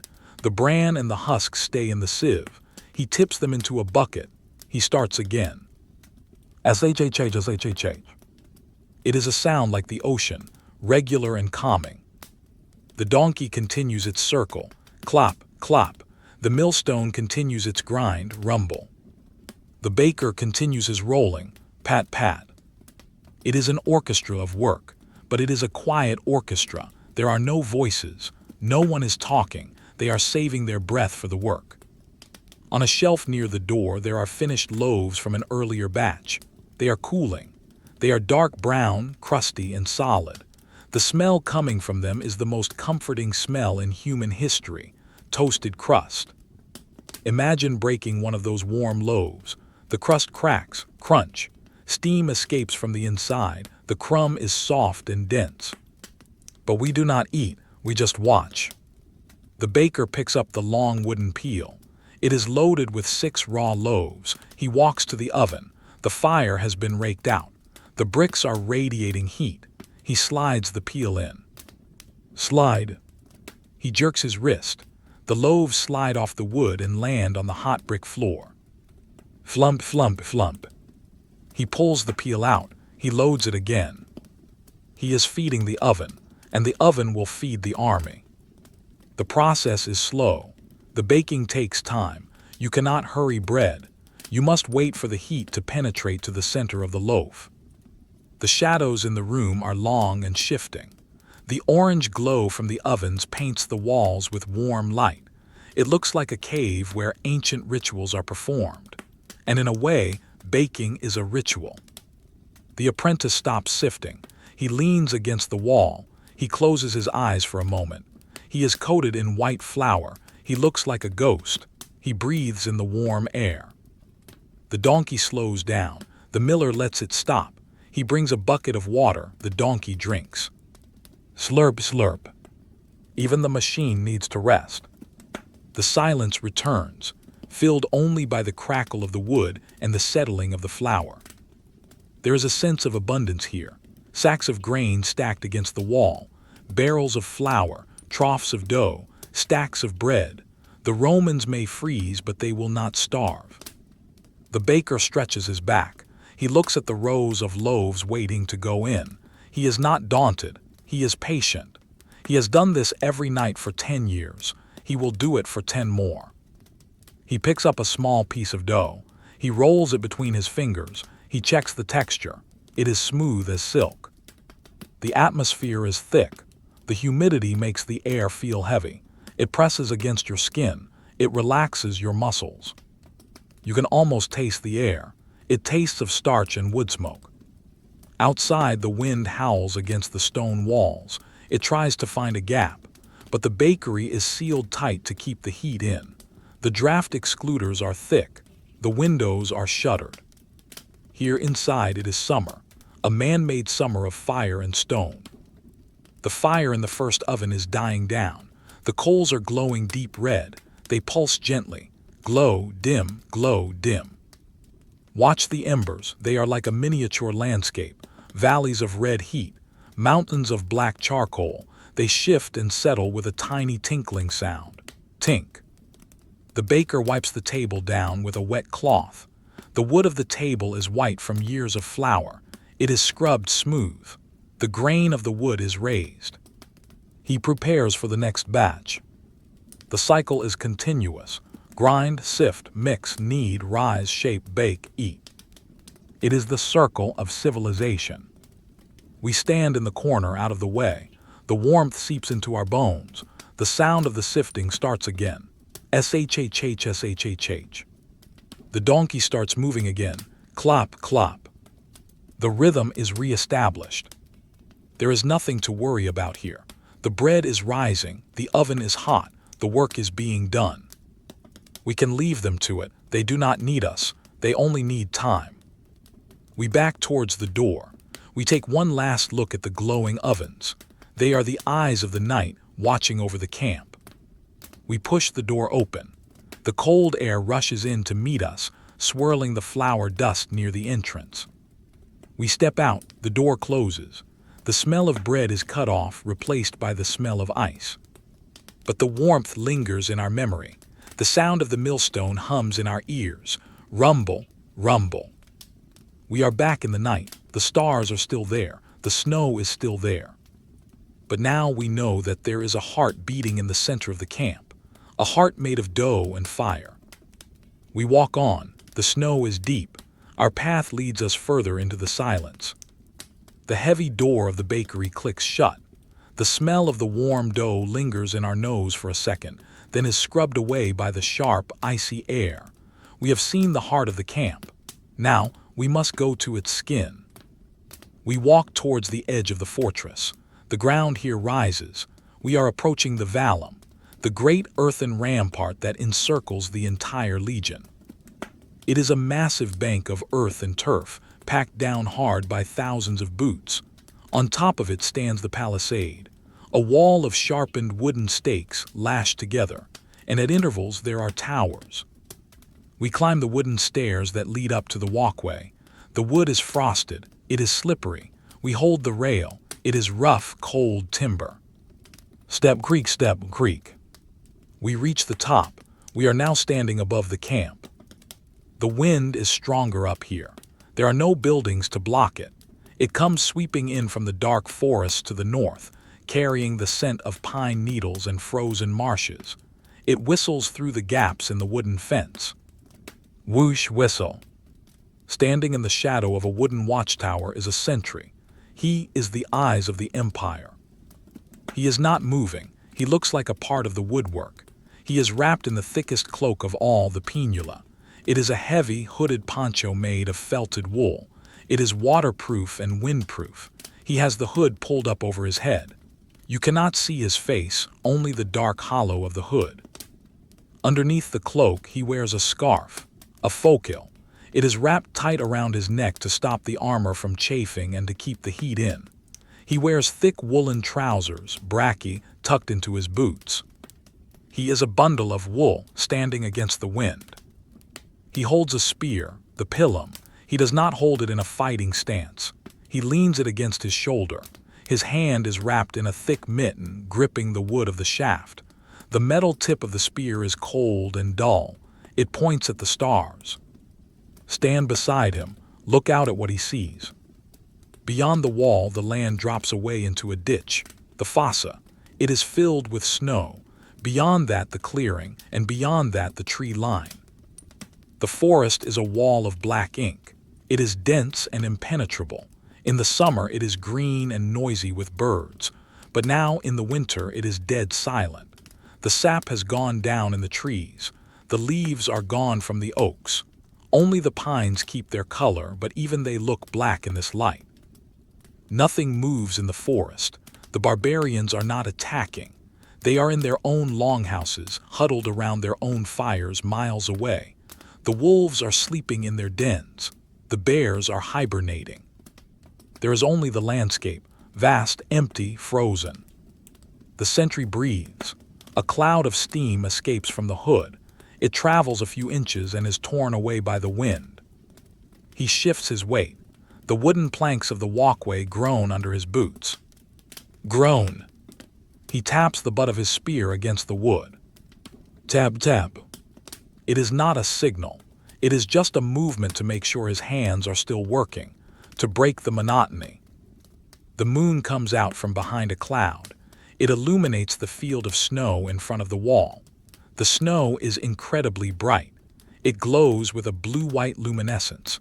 It looks like a sea of milk frozen in time. The shadows of the trees stretch out across the snow. Long, thin, skeletal fingers reaching towards the fort. They do not move. The sentry looks at a specific tree, a large oak on the edge of the clearing. He has been looking at that tree for 2 hours. He knows every branch. He knows the shape of the snow on its trunk. He plays a game in his mind. He counts the branches on the left side. 1, 2, 3, 4. He counts the branches on the right side. 1, 2, 3. It is a boring game, but it passes the time. He is not cold. He is numb in places, the tip of his nose, the tops of his ears, but his core is warm. The layers work. He is a furnace contained in wool. Inside the watchtower behind him, there is shelter. Let us step inside out of the wind. The tower is a small, square room on stilts.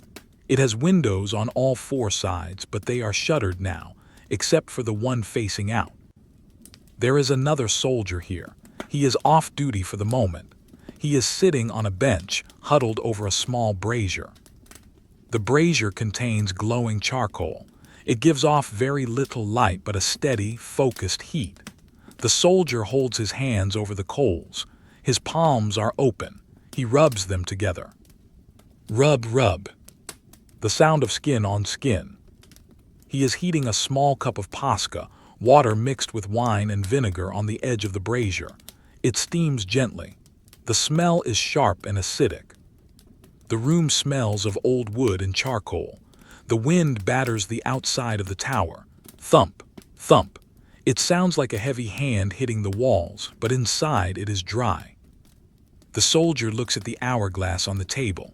It is a water clock, a clepsydra, a bowl with a tiny hole in the bottom, dripping water into a lower bowl. Drip, drip, drip. He watches the water level rise in the lower bowl. There are marks on the inside of the bowl, lines carved into the clay. When the water reaches the next line, his shift on the wall begins. He is not dreading it, it is just a fact. He will stand up, he will go out, the other man will come in. They will switch places, the Empire relies on this swap. He picks up a small stone from the floor. He tosses it in the air and catches it. Toss, catch. Toss, catch. He does this 10 times, then he puts the stone down. He leans back against the wall. He closes his eyes. He listens to the wind. He listens to the footsteps of his partner outside. Creak, creak. This is the edge of the world. To the south, roads lead to cities, to villas, to Rome. To the north, there is only ice and trees until the end of the earth. But here in the tower, there is a balance between the wild and the civilized, between the cold and the fire. Go back outside to the walkway. The view of the camp from up here is peaceful. You can see the rooftops of the barracks. They are covered in white squares of snow. You can see the smoke rising from the bathhouse chimney. You can see the faint glow of the bakery ovens. It looks like a toy town, a model made of clay and sugar. It is completely still. No one is walking in the streets. The snow has covered all the footprints from the day. The camp is a blank slate, waiting for the morning commands. The sentry turns his head slowly. He scans the horizon, left to right, right to left. His eyes are watery from the cold wind. He blinks. Blink. He sees nothing, just the white and the black, the snow and the night. He adjusts his scarf. He pulls it up over his nose. Now only his eyes are exposed. The wool is scratchy against his face, but the warmth of his breath gets trapped in the fabric. It creates a small pocket of hot air around his mouth. He breathes in. The wool smells of wet sheep. It is a familiar, comforting smell. He thinks about his boots. He wiggles his toes. They are wrapped in socks, then wrapped in extra cloth, then encased in leather. They feel heavy like blocks of wood, but they are dry. He shifts his spear to the other shoulder. The wood of the shaft is polished smooth by years of handling. It feels like an extension of his arm. A cloud moves across the moon. The light on the snow dims. The shadows fade. The world becomes a flat shade of gray. The darkness is thicker now. It feels heavier. It presses against the eyes. The sentry does not panic. He knows the landscape is still there. He listens. He hears the wind in the pine needles, a soft, rushing sound, shhhshhh, like the sea. He hears the snap of a twig in the distance, crack. He stiffens, he holds his breath, he listens. Was it a man, a wolf? He waits. 10 seconds, 20 seconds. Another sound, hoot. An owl. He relaxes, he lets his breath out, just the forest living its life. He resumes his stance, leaning slightly on the spear. The cold is a physical presence. It tries to find a way in. It probes the seams of his armor. It tests the lacing of his boots, but the Roman gear holds. The discipline of the legion is not just about marching. It is about standing still. It is about enduring. Imagine the millions of snowflakes that have fallen to create this landscape, each one silent, each one unique. Together, they form a blanket that silences the world. The wall he stands on is not just wood and earth. It is a boundary. Inside is order. Outside is chaos. But tonight, chaos is asleep. The water clock inside the tower drips. The line is reached. The soldier inside stands up. He drinks the last of his warm, sour wine. He puts the cup down. He pulls his hood up. He picks up his spear. He opens the door. The wind rushes into the tower for a moment, swirling the heat. He steps out. He nods to the man on the wall. They do not speak. There is no need for words. The first sentry nods back. He turns. He walks into the tower. He closes the door. The guard has changed. The new sentry takes the exact same spot. He places his feet in the exact same impression in the frost. He leans his spear at the exact same angle. He looks at the oak tree. He begins to count the branches. 1, 2, 3. The cycle continues. We float away from the tower. We drift along the perimeter wall. We pass other towers, other sentries, all identical, all silent bundles of wool staring into the dark. A chain of watchers. We move down from the wall. We descend into the ditch outside the fossa. It is deep and sheltered from the wind. The snow here is waist deep. It is pristine. No one has walked here. We are outside the fort now, looking up at the walls. They loom high and dark against the sky. They look impregnable. We are in the wild now, but we are close enough to the walls to feel their protection. There is a drainage pipe sticking out of the base of the wall. A trickle of water flows from it, runoff from the bathhouse. The water is steaming slightly. It melts a channel in the snow. It runs down into the nearby stream. Even the wastewater is warm. We follow the stream for a few yards. It is frozen over at the edges, but the center is running black and fast. The sound of the water is a low gurgle. Burble, burble. It flows under the ice. We sit on a large rock near the stream. The rock is covered in moss and snow. It is cold. We look back at the camp. It is a dark island in a white ocean. The silence here is different. It is the silence of nature. It is vast and indifferent. But the camp stands there, stubborn, geometric, defying the winter. The moon comes out again. The world lights up. We watch the smoke from the bathhouse rise straight up, a gray pillar connecting the earth to the sky. It is a beautiful, lonely sight. The cold begins to feel less biting. It becomes just a state of being. You accept it. You exist within it.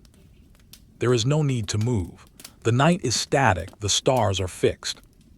We can just sit here on this rock and watch the water flow under the ice. Burble, burble.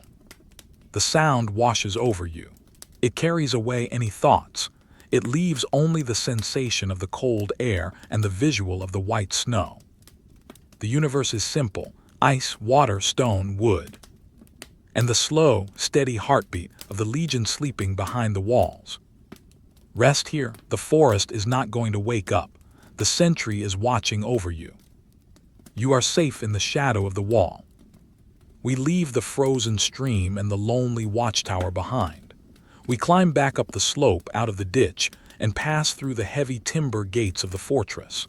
The guards at the gate nod silently as we pass, though they cannot see us. We are just a breath of wind in the night. We walk back down the Via Praetoria. We are heading to the exact geometric center of the camp, the heart of the grid, the brain of the Legion. Ahead looms a large, imposing structure. It is the Principia, the headquarters. It is the largest building in the fortress. It is made of stone, dressed and squared with mathematical precision. The entrance is a grand archway. We step through it and into the courtyard. The courtyard is an open square, a forum, surrounded by a colonnade. In the summer, this place would be bustling with officers, messengers, and soldiers receiving orders. But now, in the dead of winter night, it is a square of silence. The snow here is untouched, a perfect white carpet. In the center, there might be a bronze statue of the emperor. The snow sits on his bronze shoulders. It caps his bronze head. He looks out over the empty courtyard with blank metal eyes. He does not feel the cold. He endures it just as the empire endures. We move under the roof of the colonnade. The columns are made of local sandstone. Run your hand along one. It is rough and gritty. It is cold, but it holds the heat of the day slightly better than the air. We approach the great cross hall, the basilica. This is a massive indoor space. It spans the width of the courtyard. We push open a small side door. The air inside is vast and still. It is a cavern of man-made stone. The ceiling is high, lost in the shadows of the rafters. The floor is paved with large slabs of gray limestone. Our footsteps would echo here, click-clack, bouncing off the hard surfaces. But we move silently. The hall is empty. At one end there is a raised platform, the tribunal. This is where the commander would sit to dispense justice or give speeches. Now the wooden chair on the platform is empty. It sits there, stiff and formal, waiting for a judgment that will not come tonight. The room smells of old incense and damp stone. It is a smell of authority, a smell of institutions. Along the back wall of the hall there is a row of rooms. These are the officia, the offices of the clerks and the standard bearers. Let us look into one of these offices. There is no door, just an open archway. Inside there are rows of wooden desks. They are simple tables stained with ink. On the desks, the tools of bureaucracy are laid out. Stacks of wooden tablets, scrolls of papyrus rolled tight and tied with linen strings, small ceramic jars of ink, dried shut for the night. A single oil lamp burns on a desk in the corner. A clerk has fallen asleep at his post. He is resting his head on his arms. His breathing is shallow and quiet. H. Next to his head is a stylus. He was in the middle of copying a roster, a list of names, a list of supplies. The empire runs on lists. The ink on the papyrus is black and sharp. The handwriting is neat. Tiny, precise letters marching across the page like soldiers. Even the alphabet is disciplined here. We leave the sleeping clerk. We move to the center of the back wall, to the most important room in the entire camp. The Sacellum, the shrine of the standards. This is the spiritual heart of the Legion. It is a small, apsidal room, slightly raised above the floor of the hall. We walk up 3 stone steps. The room is lit by a hanging lamp made of bronze. It has 3 wicks. The flames are small but steady. They cast a golden, flickering light on the contents of the room. Here stand the signa, the standards of the cohorts. They are tall poles plated in silver and gold. They lean against a wooden rack against the back wall. They are heavy objects. Look at them closely. On top of one pole is a golden hand, open and upright. It represents loyalty. The metal is smooth and polished. It gleams in the lamplight. It looks warm, though it is cold metal. On another pole, there are metal discs, fallery, stacked one above the other. They reflect the light like unblinking eyes. They represent the honors of the unit. And in the center, the most important of all, the aquila, the eagle. It is a bird cast in solid silver or bronze, wings spread, head turned to the right. It sits on top of a heavy staff. The feathers are etched in fine detail. Every quill is visible.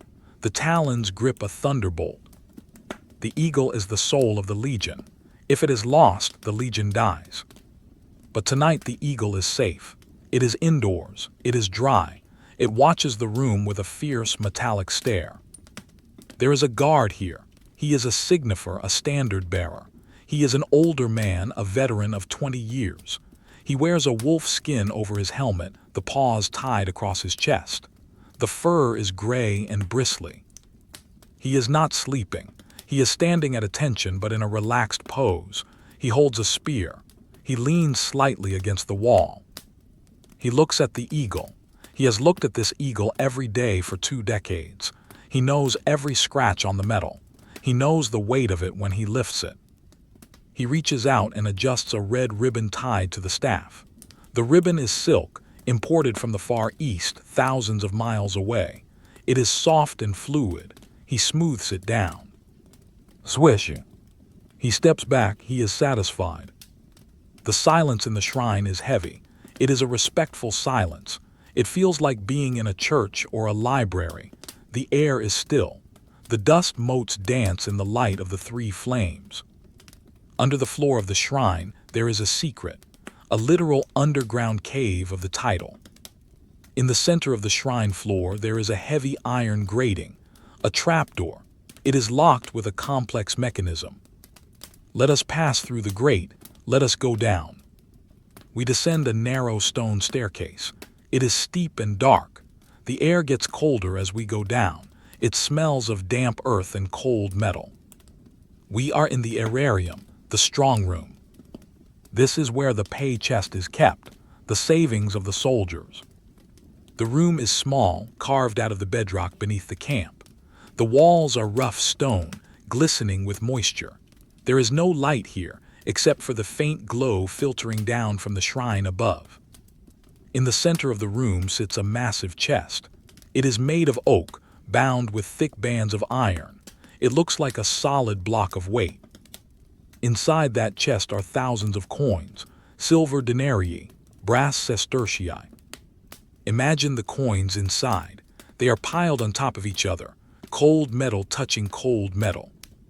Pick up a single coin in your mind. It is a silver denarius. It is small and heavy. On one side, the face of the emperor. On the other, a goddess. The relief is sharp. The coin is cold. It absorbs the temperature of the stone room. These coins represent the sweat of the men upstairs. Their pay for marching, digging, and fighting. But now the money is sleeping. It is not being spent. It is not being gambled. It is just metal in a box underground. The silence here is absolute. The earth presses in on all sides. We are 6 feet under the frozen ground. We are in the safest place in the world. Nothing can touch this room. The winter cannot reach it. The wind cannot reach it. The heavy iron chest sits there, silent, solid, permanent. Listen to the silence. It is a deep geological silence. It is the silence of rocks and roots. Above us, the veteran guard shifts his feet. Scuff. The sound comes down through the grate, muffled and distant. It reminds us that there is a world above, but down here, time has stopped. We float in the cool darkness of the strong room. There is a sense of immense security. The wealth of the Legion is buried, hidden, protected. The walls are damp. A single drop of water forms on the ceiling. It grows heavy. It falls. Drip. It lands on the stone floor. The sound is tiny, but in this small stone box it sounds like a bell. Ping. We wait for the next drop. It takes a long time. The water gathers slowly. We float back up the stairs, up through the iron grate. back into the warm light of the shrine. The eagle is still there. The guard is still there. The guard takes a slow breath. He exhales. He is calm. He is just passing the hours until dawn. We leave the shrine. We walk back out into the vast, empty basilica. The clerk at the desk is still asleep. He hasn't moved. The oil in his lamp has gone down a fraction of an inch. We look up at the high windows of the hall.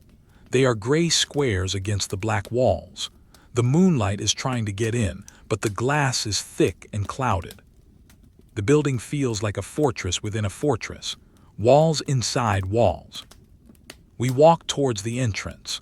The great doors are barred from the inside with a beam of timber as thick as a tree trunk, but there is a small wicket gate for the guard. We slip through. We are back in the courtyard. The snow on the emperor's statue hasn't melted. It sits there, a white mantle. The wind swirls around the columns. Whistle, shhh. We cross the courtyard. Our boots sink into the snow, but we leave no trace. We are heading back towards the civilian quarters, towards the edge of the camp again. But the feeling of the Principia stays with us. The feeling of heavy stone and cold silver. The camp is not just a place for men. It is a machine of order.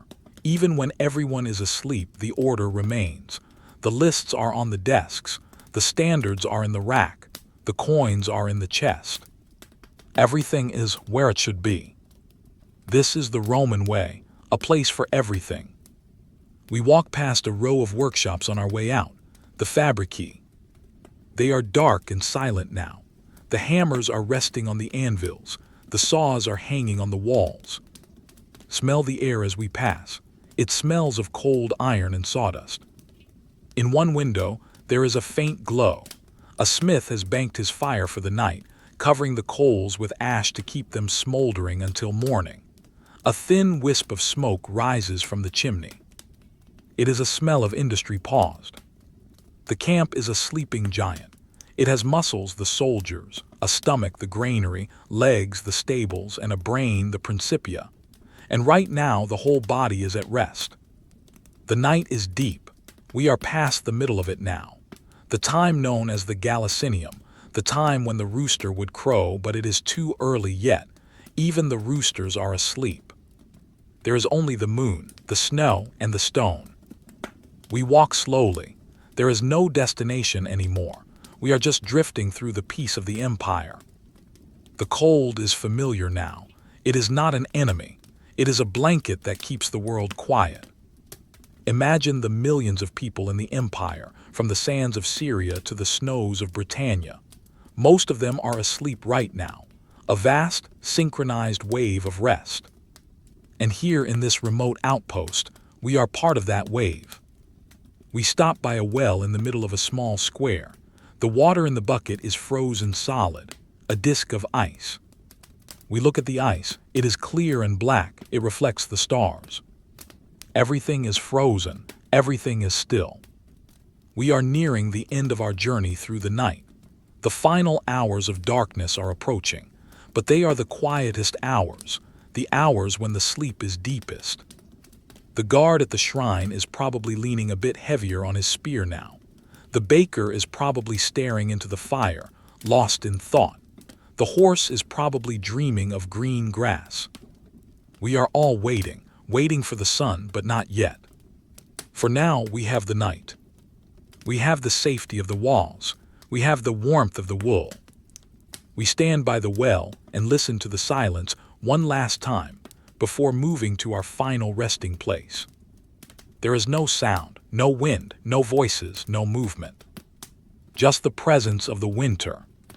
It is a heavy, peaceful presence. Rest in it. We are drifting back now. We have walked the perimeter of the walls. We have descended into the earth. We have stood by the ovens and the horses. Now, the invisible current of the night pulls us gently back to where we began. We move through the silent streets of the camp. The snow has stopped falling completely. The clouds have parted, revealing a vast, infinite dome of stars. The Milky Way is a pale river of light stretched across the sky. It looks cold and distant, but beautiful. Below the stars, the camp is a grid of shadows. The roofs are white rectangles. The roads are gray lines. Everything is motionless. It is a painting of a city frozen in glass. We approach the barracks block. The building stands solid and dark. The stone walls have soaked up the cold of the night on the outside, but they have held the heat on the inside. We step through the door. The air inside is thick and warm. It is a physical sensation, like walking into a soft wall of comfort. The smell is familiar now. Old wood, wool, the faint, lingering scent of the olive oil lamp. The room is darker than when we left it hours ago. The lamp in the niche has burned down. The flame is gone. All that remains is a tiny, glowing red ember at the tip of the flax wick. Glow, fade, glow, fade. It is the last spark of light in the room. It pulsates slowly, matching the breathing of the men. The soldier we watched earlier is fast asleep. He has not moved. He is lying on his back. His arm is thrown over his eyes to block out the light that is no longer there. We move closer to him. We stand by his bunk. Listen to the sound of his breathing. It is slow, deep, rhythmic. In 2, 3. Out 2, 3. It is the sound of total restoration. His body is repairing itself. The muscles that marched the miles, the shoulders that carried the armor, the eyes that scanned the horizon, they are all switched off. The blanket, the sagum, rises and falls with his chest. It is a landscape of gray wool, a small hill rising, a small hill falling. Focus on the texture of the blanket. It is heavy. It presses down on him. This weight is a comfort. It anchors him to the bed. It tells his body that he is safe, that he does not need to run, that he does not need to fight. The heat from the hypocaust floor is still rising. It is a gentle, invisible tide. It warms the air near the floor, which rises to the ceiling, cools slightly, and settles back down. A slow, silent cycle of air. The room is filled with this cycle, warmth circling the sleepers. There are 7 other men in the room. They are just shapes in the shadows. Some are curled up. Some are stretched out. One murmurs something in a dream, a word in a language that is not Latin. Then he falls silent again. The wooden shutters on the window are still barred. The wind outside has died down. There is no rattling now. The silence is absolute. It is a silence that feels old. It is the same silence that filled the caves of our ancestors. It is the silence of the earth when the animals are hiding. We sit down on the wooden bench at the foot of the bed. We rest our hands on our knees. We have seen the strategy against winter, and we realize now it is not a war. It is an embrace. The Romans did not fight the winter with anger. They fought it with architecture, with preparation, with patience. They built thick walls to hold the stillness. They dug deep to find the heat. They wove thick wool to trap the air. They stored the grain to last the months. And now, having done all that work, they simply sleep. There is nothing left to do. The list is checked. The gate is locked. The fire is fed. Let your own mind align with this realization. There is nothing left for you to do either. The world outside is frozen. It is suspended in ice. It does not need your attention. The politics of the empire do not need your attention. The future does not need your attention. There is only this room, this warmth, this moment. The red ember on the lamp wick finally goes out. The last tiny point of light vanishes. The room is now perfectly dark. But it is not a frightening darkness. It is a velvety, soft darkness. It wraps around you like a second blanket. It feels like a warm hand over your eyes. In the dark, your hearing becomes more acute but also more relaxed. You hear the settling of the building, the timber beams contracting slightly, creak, a sound of the house getting comfortable. You hear the breathing of the soldier, h-h-h-h-s-h-h-h. You feel the solidity of the stone floor beneath your feet. You are part of the camp now. You are one of the sleepers. Imagine the layers of protection around you. First, the blanket, warm and heavy. Second, the room, heated and dry. Third, the barracks building, stone and tile. Fourth, the fortress walls, earth and timber. Fifth, the winter itself, the snow that covers everything, hiding the camp from the world, silencing the footsteps of time. You are deep inside the center of these layers. You are the seed in the granary. You are the coin in the strong room. You are the ember in the ash. Safe, protected, hidden. The night stretches out endlessly. There is no dawn coming for a long, long time, and that is good. We do not want the dawn, we want the quiet. The soldier breathes out a long, heavy sigh. His body relaxes even further, sinking deeper into the straw mattress. Let yourself sink with him. Let your shoulders drop. Let your jaw unclench. Let your hands open. The cold is outside, it cannot touch you. The worry is outside, it cannot find you. We drift slowly away from the soldier, but we do not leave the warmth. We simply dissolve into the darkness of the room. We become part of the air. We float in the space between the beams. We drift over the sleeping men. The camp is a single breathing organism, and it is asleep. The horses are asleep in the stable. The baker is resting by the warm oven. The cat is curled in the granary. The coals are glowing in the furnace. The snow is lying on the roof. Everything is exactly where it should be. The Roman Empire has stopped moving. For these few hours there are no roads, no legions, no conquests. There is only rest. The silence deepens. It becomes heavy like water. It fills your ears. It fills your mind. There are no more words to describe the scene. The descriptions are finished. The journey is done. We have arrived at the destination. The destination is sleep. Drift in the darkness. Float in the warmth. Wait in the silence. The walls hold. The heat rises. The night stays. Sleep. Sleep. Sleep.